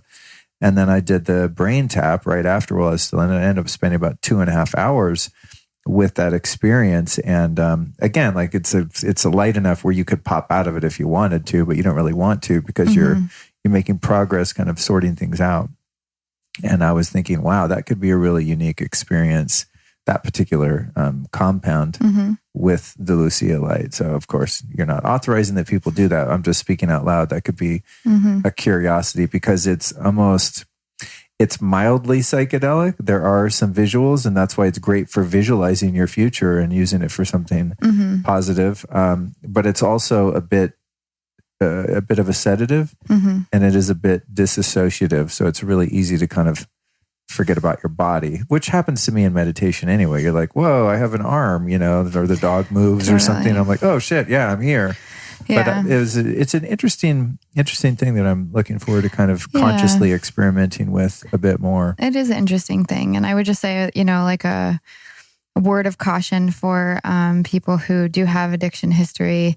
It seems like you've, gotten really far on your path with that. And so you're in a different space. But I think that... Well, we'll see. I don't know if my podcast stops coming out one week, someone check on me. Yeah, right. Oh my gosh. I'll be worried. We're like, we know what happened. Yeah. If you see me scrounging around on 6th and Alvarado in downtown LA looking unkempt, please, somebody put me in rehab. But it is interesting actually, because actually at the Science and Nonduality conference, a researcher came up to me and said, wow, like some people have actually compared the Lucia light to ketamine. It's always interesting to me what drug the light is compared to. And I'm like, it's just the light. Let's not compare it, but it's a totally different thing. And she was comparing it to ketamine and saying that, wow, she really wishes that the Lucia could be used in research instead of ketamine because of the potential for abuse with ketamine. And, I think that it is interesting to look at how, yes, there's some potential there, but for anyone who has a past history of addiction and isn't to the place that you're at, to be really real with yourself before trying something like that, because it is really dissociative, and any kind of dissociative is the number one thing you're going to do if you're trying to escape pain and misery in your life, right? And, it's I actually, among many other people, I'm sure know of, I had some good friends in the UK who really abused ketamine, and it didn't start like that. It started with like you can have an ego death, and that's why it can be used for treatment resistant, depression. But again, if you don't do the work with integrating that and changing your life ecology, as I like calling it, then, it creeps back. And so I've seen actually, even with people just kind of using it for depression, and again, this is more in the larger doses, although I've seen a lot of people kind of partying on the smaller doses as well. But I have seen that it does work to actually get you out of that depression. It can work. But even when done kind of clinically, there is much more potential to kind of link that in some way that you can kind of like, oh, it's not, I'm just having this ego death experience, and like it can just like slip in. And then suddenly you're like, oh, I'm doing that. And now your bladder has holes in it and you're falling all over the place. There's like a lot of really gnarly things there. So I would just say like, and again, that kind of comes back to it's almost like this like great mother protectiveness around people like working with these medicines. I'm just like, okay, whoa, like, let's just like slow down for a second, like these are powerful things. And, again, it depends where you're at, like, and just be really radically honest with yourself. If you're on your path, like, where am I at? Is this safe to me to like open this door at all? Or like, at least making sure, like, am I telling anyone about it? Do I feel comfortable? Like asking yourself those things, is this something I'm hiding from people? Like just notice how you're approaching these things if you feel open to exploring with any of these things, because it's like, you'll know right there if you're being honest with yourself what it is. And I think that in terms of the spectrum of psychedelics, that ketamine is definitely the number one that, on the kind of, what could be abused in the psychedelic realm, that's like number one. Like MDMA and ketamine are like the most potential for abuse. So I just be aware of that. And, again, I'm all about psychedelic exploration and consciousness expansion. And I just think whenever we're sharing with anyone about these experiences, if, depending where we are on our path and how we're experiencing it, that like I please ask people to be respectful and conscious, because we don't know what people have gone through or where they're at and how they're going to receive and implement this information. Well, thank you for being the responsible one. That's the statement that I should have just given.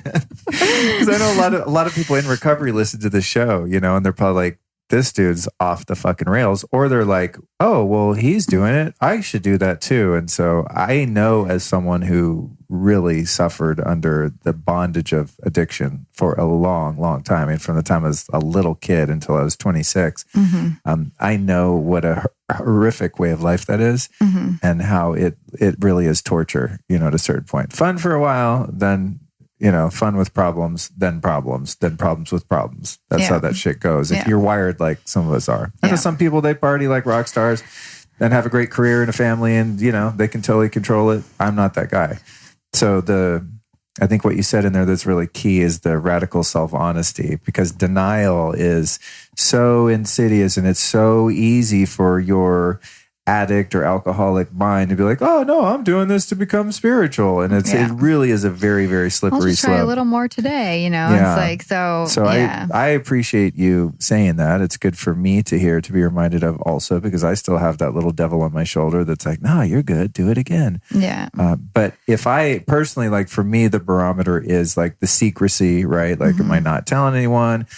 For me, it's like, I know I would be having a problem with something if I'm out somewhere and I'm like, I got to get home and get to the thing. Or if I'm running out, I'm like, oh, fuck, I'm running out of the thing. I remember that because that was my whole life. My whole life was about like some little baggie of some little thing that's in my room, and I know exactly where it is and how much there is left, and can I get more? And like, obsessiveness. Yeah, just all of that. And I personally never experienced that at all, except maybe with coffee. It's probably I'm most addicted to just one morning coffee. I don't drink it all day, but I have that one too. If I'm like running out of coffee, I get crackhead vibes. I'm like, okay, I got to place an order. Get 5 pounds this time.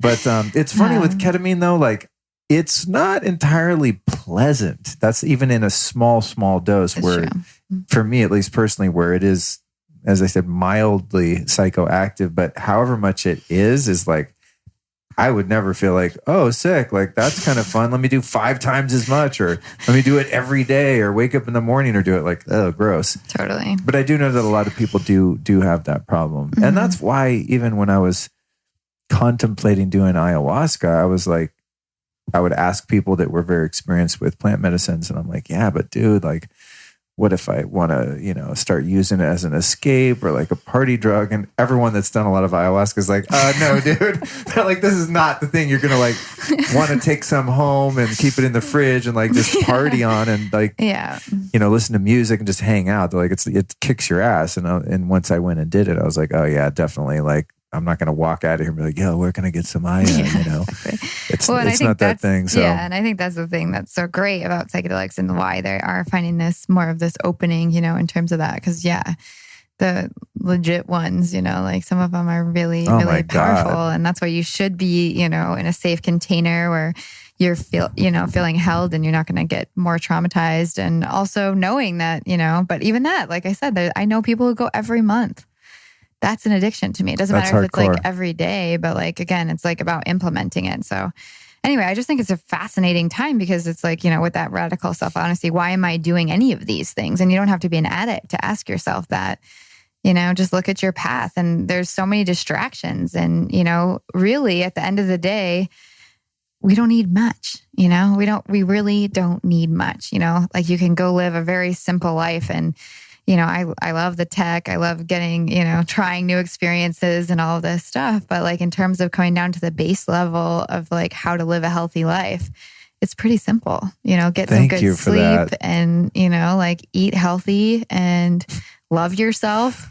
Right. And do the things you do with love and have gratitude in your life every day. Like these are the basics. And, I think that sometimes we can forget that too, because there's so much to add on. And, I can definitely feel that. And, I think there's 2 extremes. There's extremes on either side of that where, people are denying technology or like, all of that. And, it's like, well, we are going to be bathed in 5G here pretty soon if this is what's going forward. So we do need to kind of really consider like how we can use this tech in all these different ways. But also the other side of that is remembering like, what one of the coolest techs I've ever discovered is my breath, Totally.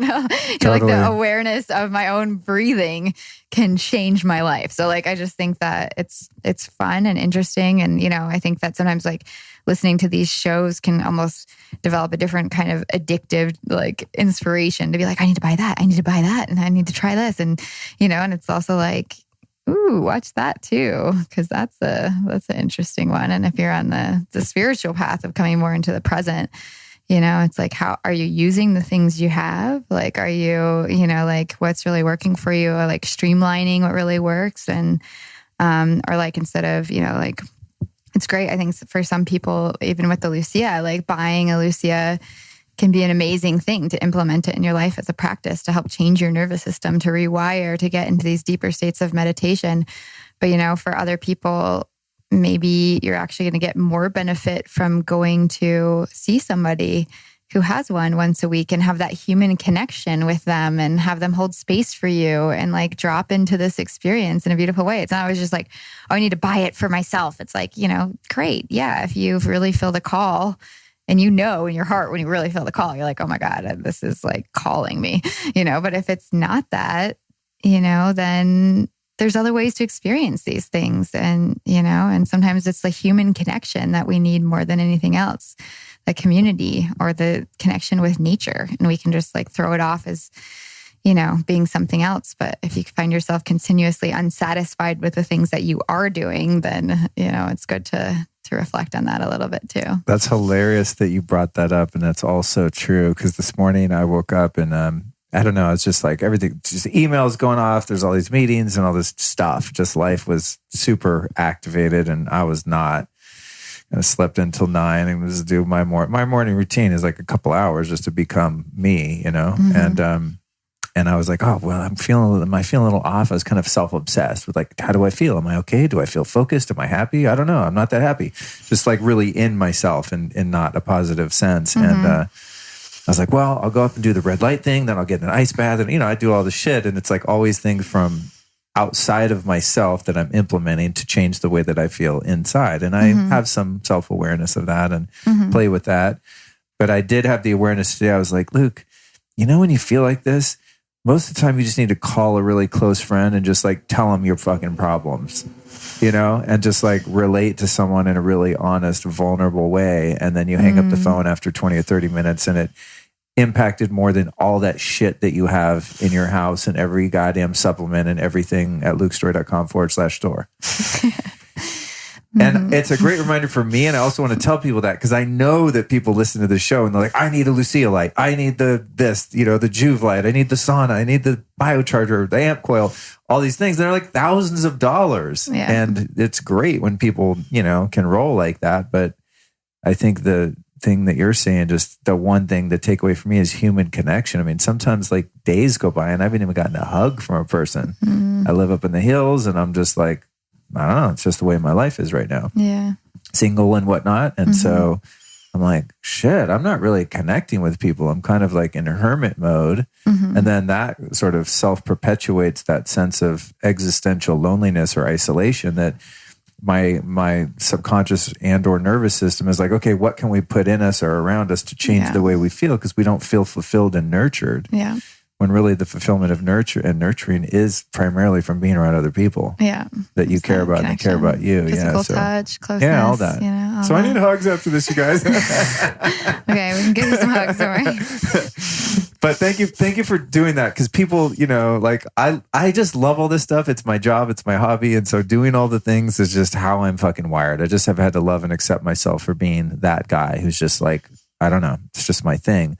But I always like to tell people, in addition to the connection, is like get in the sun, you know, get in some cold water, get in some hot springs, get in a sauna. Like the sauna costs money, but breath work, conscious breathing, prayer, hugs, reading a beautiful spiritual passage from a powerful book. I mean, there's the things that really move you and transform you are mostly free and they're mostly from nature. Exactly. And then for the other things, it's like, be patient with it. If it calls to you, it calls to you, you know? Yeah. Some things really call to you and you like can't get it out of your head. And then that's what happened with this damn thing, man. Yeah. I was like, I try all kinds of shit at the conferences. Exactly, you know what I mean? Like I don't even remember most of them. It's like, oh yeah, bells and whistles, cool, whatever. That was fun. I think I feel something. Do I? I don't know. But this particular thing, I mean, to the point I came home and was like, okay, I'm going to find this shit. And I couldn't find it around here because I would just go to a practitioner. So this light really stuck with me. There's just a couple of things I wanted to ask you. Sure. While we're still here and we'll wrap it up in a minute. One was in terms of the studies that have been done, seeing what parts of the brain light up. Is there any indication that this is affecting your pineal gland? A, B, as you said, everything we need is already within us. Is there any indication that, you know, because we have our DMT within us, right? And it's related, I think, to the pineal gland. Is there anything that's going on a neurotransmitter, hormonal, brain level that would indicate that the pineal gland and the DMT situation that is within us is being activated? Yeah, so it's a little bit of a tricky one because of where science is. You know, David Strassman was really all about, you know, the spirit molecule and, you know, DMT and kind of activating the third eye and really saying that it comes from the third eye. But it was kind of more of a, you know, postulation, because one of the interesting things is when DMT is endogenously released into your bloodstream, which means naturally released, we have about 10 seconds to measure it before it disappears. So, or like maybe trippy. It's like 10 minutes, but it's like a really, really short period of time that it's going to be in your bloodstream. So it's been really challenging, especially with prohibitions, even though it's related, it's something that's already being produced within your body, to get, you know, any kind of funding for any study that can prove, you know, DMT is being released in your blood. So a lot of people kind of make this claim like, yes, it's activating your pineal gland or decalcifying your pineal gland. And like, we haven't been able to prove that. As any kind of energy aware person would notice, it's definitely activating. I would say the word activating, because that's something that we can acknowledge. It's like, yeah, some people really even feel a pulsation there. People who've worked with it for a long time anecdotally share that they, you know, feel more, aware of their intuition. They have more kind of visionary capabilities. I mean, even in the visionary experience of seeing all these colors and patterns and everything during the experience and beyond is very, third eye-esque. But in terms of actual studies, we've been a little more limited in our possibilities there. And, the doctors who created the Lucia are also more on the side of looking at the open possibility of like everything that it could be, like we had someone give a talk a couple years ago at the conference about people with really severe cancer and how he did this protocol with them. And then he would, get them all amped about their life. You can do anything. You can change anything. Or you want to do it. You really want to do it. Like really getting them there and then having them do a light experience and poof, cancer's gone, like this is anecdotal. This is like a very specific thing. Does it mean like if you have cancer and you do the Lucia light once, it's gone? No, but it's like reminding that if we leave open this incredible space and don't try to define it too much with specific studies about what exactly is happening when, a lot of what's happening in the brain, we're just like little apes still like poking at it like brain, like we really don't know like the infinite complexity of connection and magic that's like happening in there all the time. Even to just have this conversation would like blow our minds. Like we're like still apes in that sense. We really can't perceive and to that extent. And so like, the even big leaps in brain science, you didn't even think neuroplasticity existed until up to about 10 years ago. Like, well, you're screwed. Good luck with that. It's like, no, you can totally remake anything. So, we're really like slowly coming into being able to prove these things scientifically. And I think that's one aspect of the Lucia experience. And, from the creators themselves, they really say like, if you get too in your head about it, you should probably just not even try it because like it's more about, like actually the experience itself and seeing like where you're at and your reflection in the experience and seeing what's possible for you in that moment. And when you're really embracing the possibility of everything, is it decalcifying your pineal gland? Yeah. Is it, like activating, creating positive neural networks? Like, yeah. Is it doing all these? Is it releasing DMT in your blood? Like, yeah, it's like totally possible. Like all these things are really possible. Is it happening like on a measurable scientific study that we have published? Not yet. And we'll see if we do. But there haven't really been any, they're not quite as interested in the pineal gland or, a lot of this kind of esoteric realms. Right. But yeah, I mean, I would say from my experience personally, from what I've seen with working with this for years now, that absolutely, I mean, huge experiences happen. I mean, even my first experience that I explained, I really believe I had a DMT release. It felt like DMT. I've had a few experiences, like I mentioned, with ayahuasca and DMT, and it was that. Like, it wasn't like something else. And yes, it just came from light, so it was something endogenously produced within myself. So there's a different like feeling to it. But yeah, it was that deep of an experience. So again, I think the cool and sometimes frustrating part about the Lucia light is that so much is possible, and yet like, our own expectations and are our biggest limitation into what that can be. So whether we expect like or need to prove it, or whether we just go in like knowing this is what we want to get from it, like those are the things that actually hold us back from having the fullest life and the fullest experience in the Lucia light. That makes perfect sense. And I also suspect that there is something there happening. And at the end of the day, who cares? Like, do you need to know? It makes you feel better, Yeah. But I think what made me think of that was because the visual experience is so psychedelic and so reminiscent of the DMT kind of visuals that happen. But also, I'm just totally obsessed with Joe Dispenza's work right now, and all the stuff that he talks about in terms of just the physiology of the brain and all of this stuff, and the practices that he recommends in his meditations and things like that. He doesn't call them this, but when I hear his stuff, I'm like, dude, this is Kundalini yoga. Yeah. I mean, he's literally describing so many of the practices that Yogi Bhajan, who's up on the wall there, brought to America and carried through these traditions from India. And these are the kind of psychedelic experiences you can have working with your breath and the energy centers and holding the energy and moving the energy around. Totally. And it's all energy within you. And it does at times have a very cathartic emotional experience associated with it. and also can totally rearrange your psyche in the best possible sense and produce these spontaneous healings. Absolutely. And it's in the realm of the mystical. And so you have scientists that are like, we want to understand how it works so we can quantify it. And I love that too. That's why I ask questions like that, because Totally, I have that part. I have that part too. And also the part that's just like, nah, who cares? It feels good. Like Kundalini yoga, when I started doing it, I was like, you guys are fucking nuts. You got to be kidding me. Like, what you're doing what with your hands? Why? What's the purpose? Yeah. And then Yogi Bhajan would, because oftentimes he's quoted in the sets, as we call them. The teacher just kind of reads what Yogi Bhajan said. And he's like, this decalcifies the pineal gland and moves your magnetic field into the stratosphere. And you're like, really, dude? Like, I'm open-minded, but this sounds like bullshit. And then fast forward 8-9 years, hearing Joe Dispenza go, no, scientifically, your magnetic field is expanding into your aura. This is, this is what we can clinically verify. And it's like, oh my God, these ancient practices are really working. This work that we can do with our breath and energy really produce some incredible experiences. And if you, as you said, if you can learn how to integrate them and have some help, can really transform you.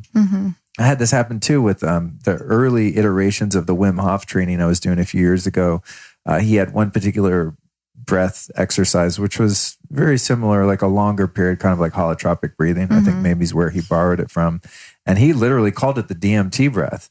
And there's like a long kind of pretty vigorous in and out. And at the end, I think you hold your breath. Yeah, you hold the exhale until you're getting the T-Rex hands and everything. And then there's an inhale that you hold, and then your brain just goes, and you are tripping balls, and people are laughing, crying, and he's like, "Yeah, that's the DMT part." Well, exactly, and I mean, you can even do that under the light. Ooh. Oh no way! Breath work under the light. Oh so my we call God. it kind of like advanced practice. I'm in. Come over tomorrow. We're going to do advanced practice. I'm going to take a bunch of psychedelics, do a bunch of breath work. No, I'm just kidding. Okay, so last thing we got to talk about, because this is the drum roll. Everyone's like, okay, dude, we get it. This is awesome. How much does it cost? Where do we get it? Now, this is where we get into for some people, womp womp. Yeah. There aren't that many, I think most of our listeners are in the States. There aren't that many of them around. Some are private owners that just hook up their friends. There are practitioners. And there's two models, one of them being $23,000, one of them being $7,500. Do I have that right? The, single use, and then the practitioner one, you can fit a few heads under at once. Yeah, you can get about 6 people maximum. Okay. And so, how many people have these? If someone wanted to find someone, oh yeah, I live in, Miami, I want to find one around here. How do people figure out where they are that they can go do sessions if they can't be so fortunate as to afford one themselves? Yeah, well, so there's a few different things there. First of all, I would like to start by saying that, the reason that they're so expensive, because a lot of people actually respond quite angrily to me when I send them the brochure after they request it. So I'm going through this for a while, but and I kind of had a little bit of that experience myself. Like, why is this so expensive? Like, come on, but a lot of research and development went into creating this and being able to get it really like such specific frequencies. Okay. And also, and just, I don't know, the quality of it. Like, you could try it and you're like, wow, this is amazing. And that quality extends from the original creator's like intention of the experience, right? Like we were speaking of earlier, like there's all this like conscious tech, and it's like, oh, it's like made in a factory in China, like, and you don't know where it is or what those conditions are. That's being imprinted into the product. 1. 2, you're being pretty irresponsible by supporting that. If you're like doing it for consciousness, it's just something to think about. Like, how conscious is this? And like, does like having your consciousness device manufactured in a slave labor camp? Yeah, exactly. And I mean, that's a lot of things. Like, right. just like my iPhone right here. I'm like, every time I pick up my iPhone, I'm like, there's like bad juju behind that. Yeah, and look at the iPhone. It's like how, what that costs. And it's like built to, it's designed to break down in a few years. So that's also like a really intense karmic thing going on there. But yeah, so basically a lot of the cost comes from the fact that it's a medical grade device. It's not a medical device. It doesn't treat, cure, heal, anything like that, but it's designed to be the same capacity. So It's all made of local materials in Austria. They get the sheet metal, everything there, like local. There's just a few different, there's an amazing engineer, Yuri, who has this heart of gold and super genius who, brought this to life from a concept in an initial attempt with an espresso maker to be what it is now. But it's a lot of work that kind of goes into it. And then even just like making each part, it's really made to last. He would say like, oh, you can bury it underground for 100 years and it still works when it comes up. It's like family heirloom level.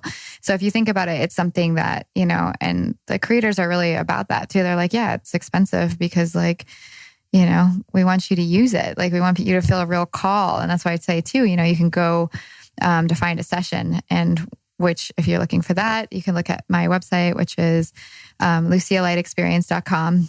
And then if you look under book a session, we have different portals, and I will be updating it within the next week. So feel free to shoot me an email if you don't see any place near you, because we do have some new practitioners, and I've just been so busy buzzing around these conferences and my own life that I've been a little behind in updating, but we have even more than are on there. So it's made really high quality and to last. And so, and the goal was initially that, again, it wasn't really made for personal use. It was made for practitioners to work with people because they really trust that human connection as well.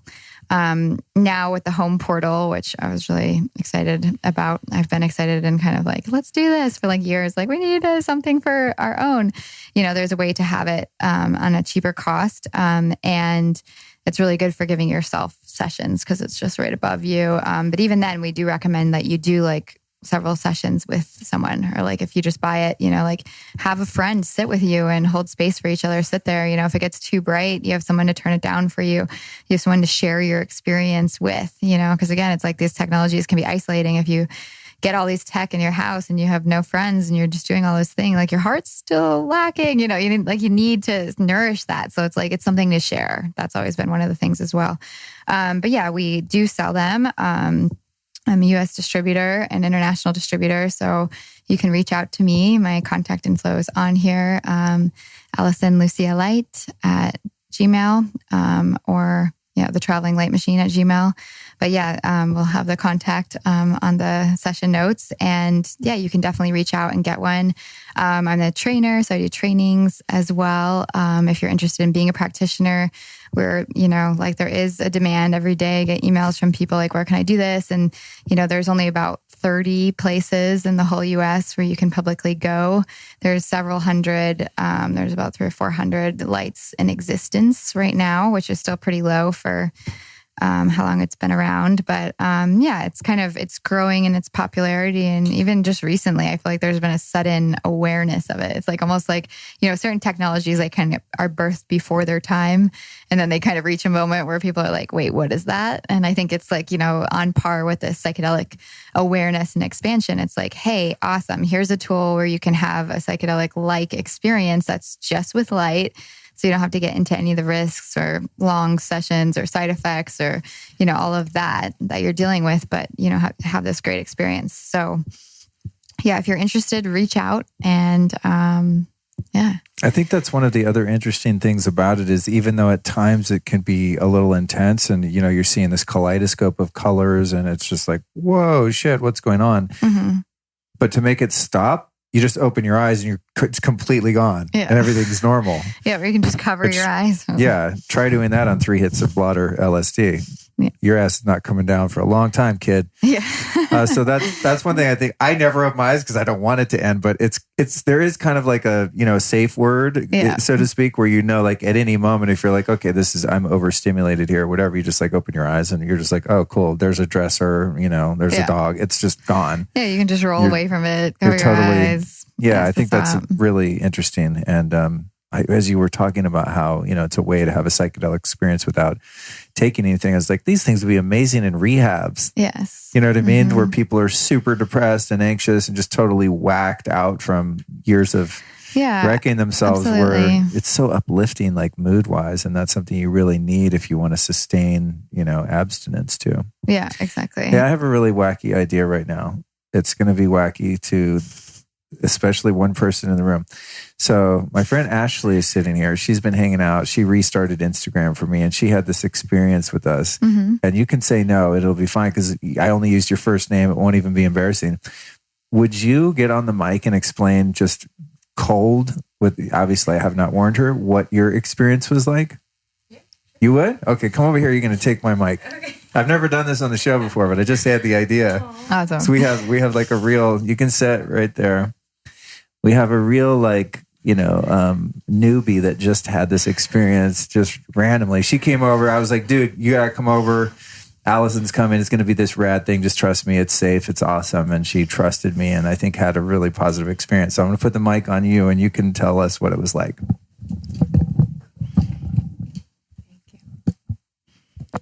Okay. Hello. Hi. Oh, this is nice. Okay. Well, it was actually pretty cool earlier when you were talking about your first experience, because when we were up there earlier, kind of shared a little bit, and I was still kind of in the moment of like feeling it and absorbing it and taking it all in, really excited about everything. But when you had mentioned that you felt like a spirit came to you, the same thing happened during that longer period where we were experiencing it. And it was just really cool because at one point it's the kaleidoscope images, the colors, the almost like geometry coming in and out and constantly like shaping itself. And then I said earlier, it felt like I was in a dream where I kind of like the base of like my peripherals was, I don't know, moving, constantly changing shapes and forms. But then I saw like outer space, like the stars and everything. And then at one moment during that, I felt, I saw a presence kind of like on the right side of my vision. And I just saw someone there and it was very comforting, not like, oh, what's that? But yeah, and then again, I got so excited about what that was, almost like a control sort of thing. Like, should I prepare myself? Should I be like looking somewhere? Should I act differently? And it just went away. But that moment kind of like made me realize like letting go in a way and not trying to fixate or control this experience that I'm having and just being really open. I think that's kind of what allowed me to feel that presence there. And afterwards too, I felt like this pulsating warmth right in the center. I wasn't sure. I was like, is it the light that's doing that? But when you had mentioned it earlier too, I was like, oh, I did have that. And I wanted to mention it and I didn't. But yeah, at first my eyes were flickering like crazy. I wasn't even sure if they were like opening or not. And I was trying to keep them closed as long as possible. And then towards the very end, my eyes just I felt like my entire energy levels were just different. I felt really calm, really in my body, like really connected to myself and my breath. And there was just a lot of ease in how I was feeling, which was really amazing. Because like I had said before, this is all very new. And I felt like there was so much excitement and I was trying to contain it. And it just felt very jittery, sort of. And then, this is kind of actually it's been a couple hours now. And I feel like that feeling is still, like I'm still in it. And Beautiful. It's amazing. So, I hope that Thank you so much for sharing. That was beautiful. Yeah, thank you. It was, I can't wait to do it again, hopefully sometime soon. Absolutely. But yeah, thank you. Yay. Thank you. Well, there we go. I think I'm going to make a habit of that, you guys. I'm going to just be like putting people on blast that are hanging around while I'm recording. Yeah, it's like, great. Hey, jump on the podcast. I once did something similar when I did the stem cell episode in Salt Lake City at Docere Clinics with Amy Killen and Harry Adelson, and I met a listener there who's like, "Hey, I live here. I'll show you where this great hot springs is." And she did, and we were driving down the road, and I was like, "Hey, be on my podcast." And I just interviewed her randomly. That was a long time ago. So thank you for having the courage to be spontaneous with me, Ashley. And that was a really fun experience to hear your account of it, because it was like your first time. You had no expectations other than me just going like, it's cool. It's kind of trippy. Do it. So that was rad. All right. You gave your shout outs on the website. Mention your Instagram again. Traveling Light Machine. Traveling Light Machine. And then I'm going to ask you my final question, which is, let me get Cookie off the recorder. Come here, monkey. Don't click stop now. My final question is, I've learned a lot from you today, and so has my audience. So who have been 3 teachers or teachings that have influenced your life and your work that they might be able to go research and also learn from? Interesting.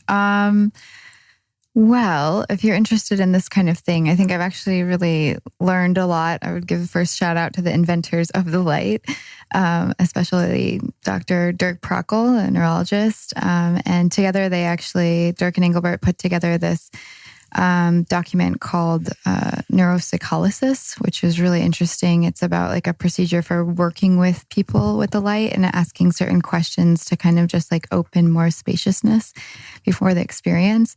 But yeah, I would really like to, thank them and point towards the writings and research that they have done so far and just the way that they work with people. And also, their patience in working with me and in my own process of moving from kind of this very left brain intellectual, like wanting to have all the answers to like really opening up into like the presence of being.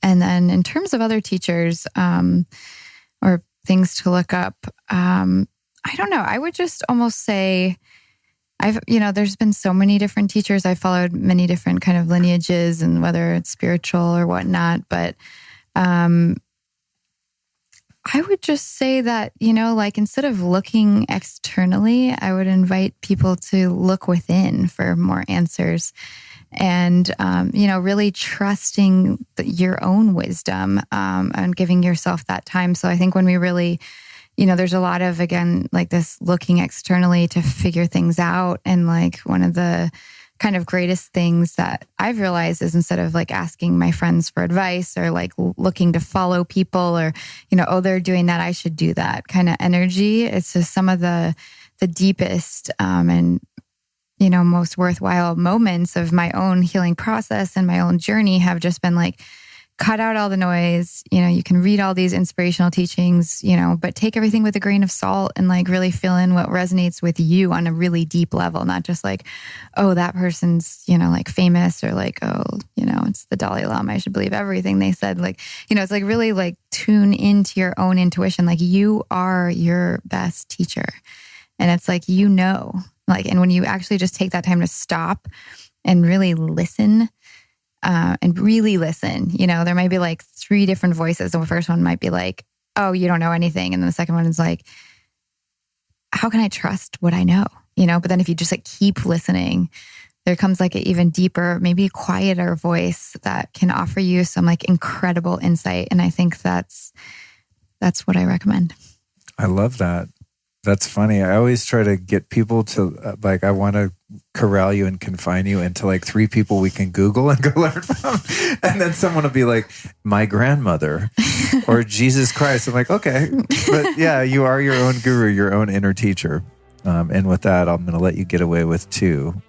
Normally I demand 3, but the second one was so good, we're going to roll that into me, myself, and I as the 3. Thank you for joining me today. I appreciate it. Absolutely. It's great to see you. And thanks for bringing this incredible experience and technology to the world. It's Thank a real you for gift. having me and for sharing with so many people.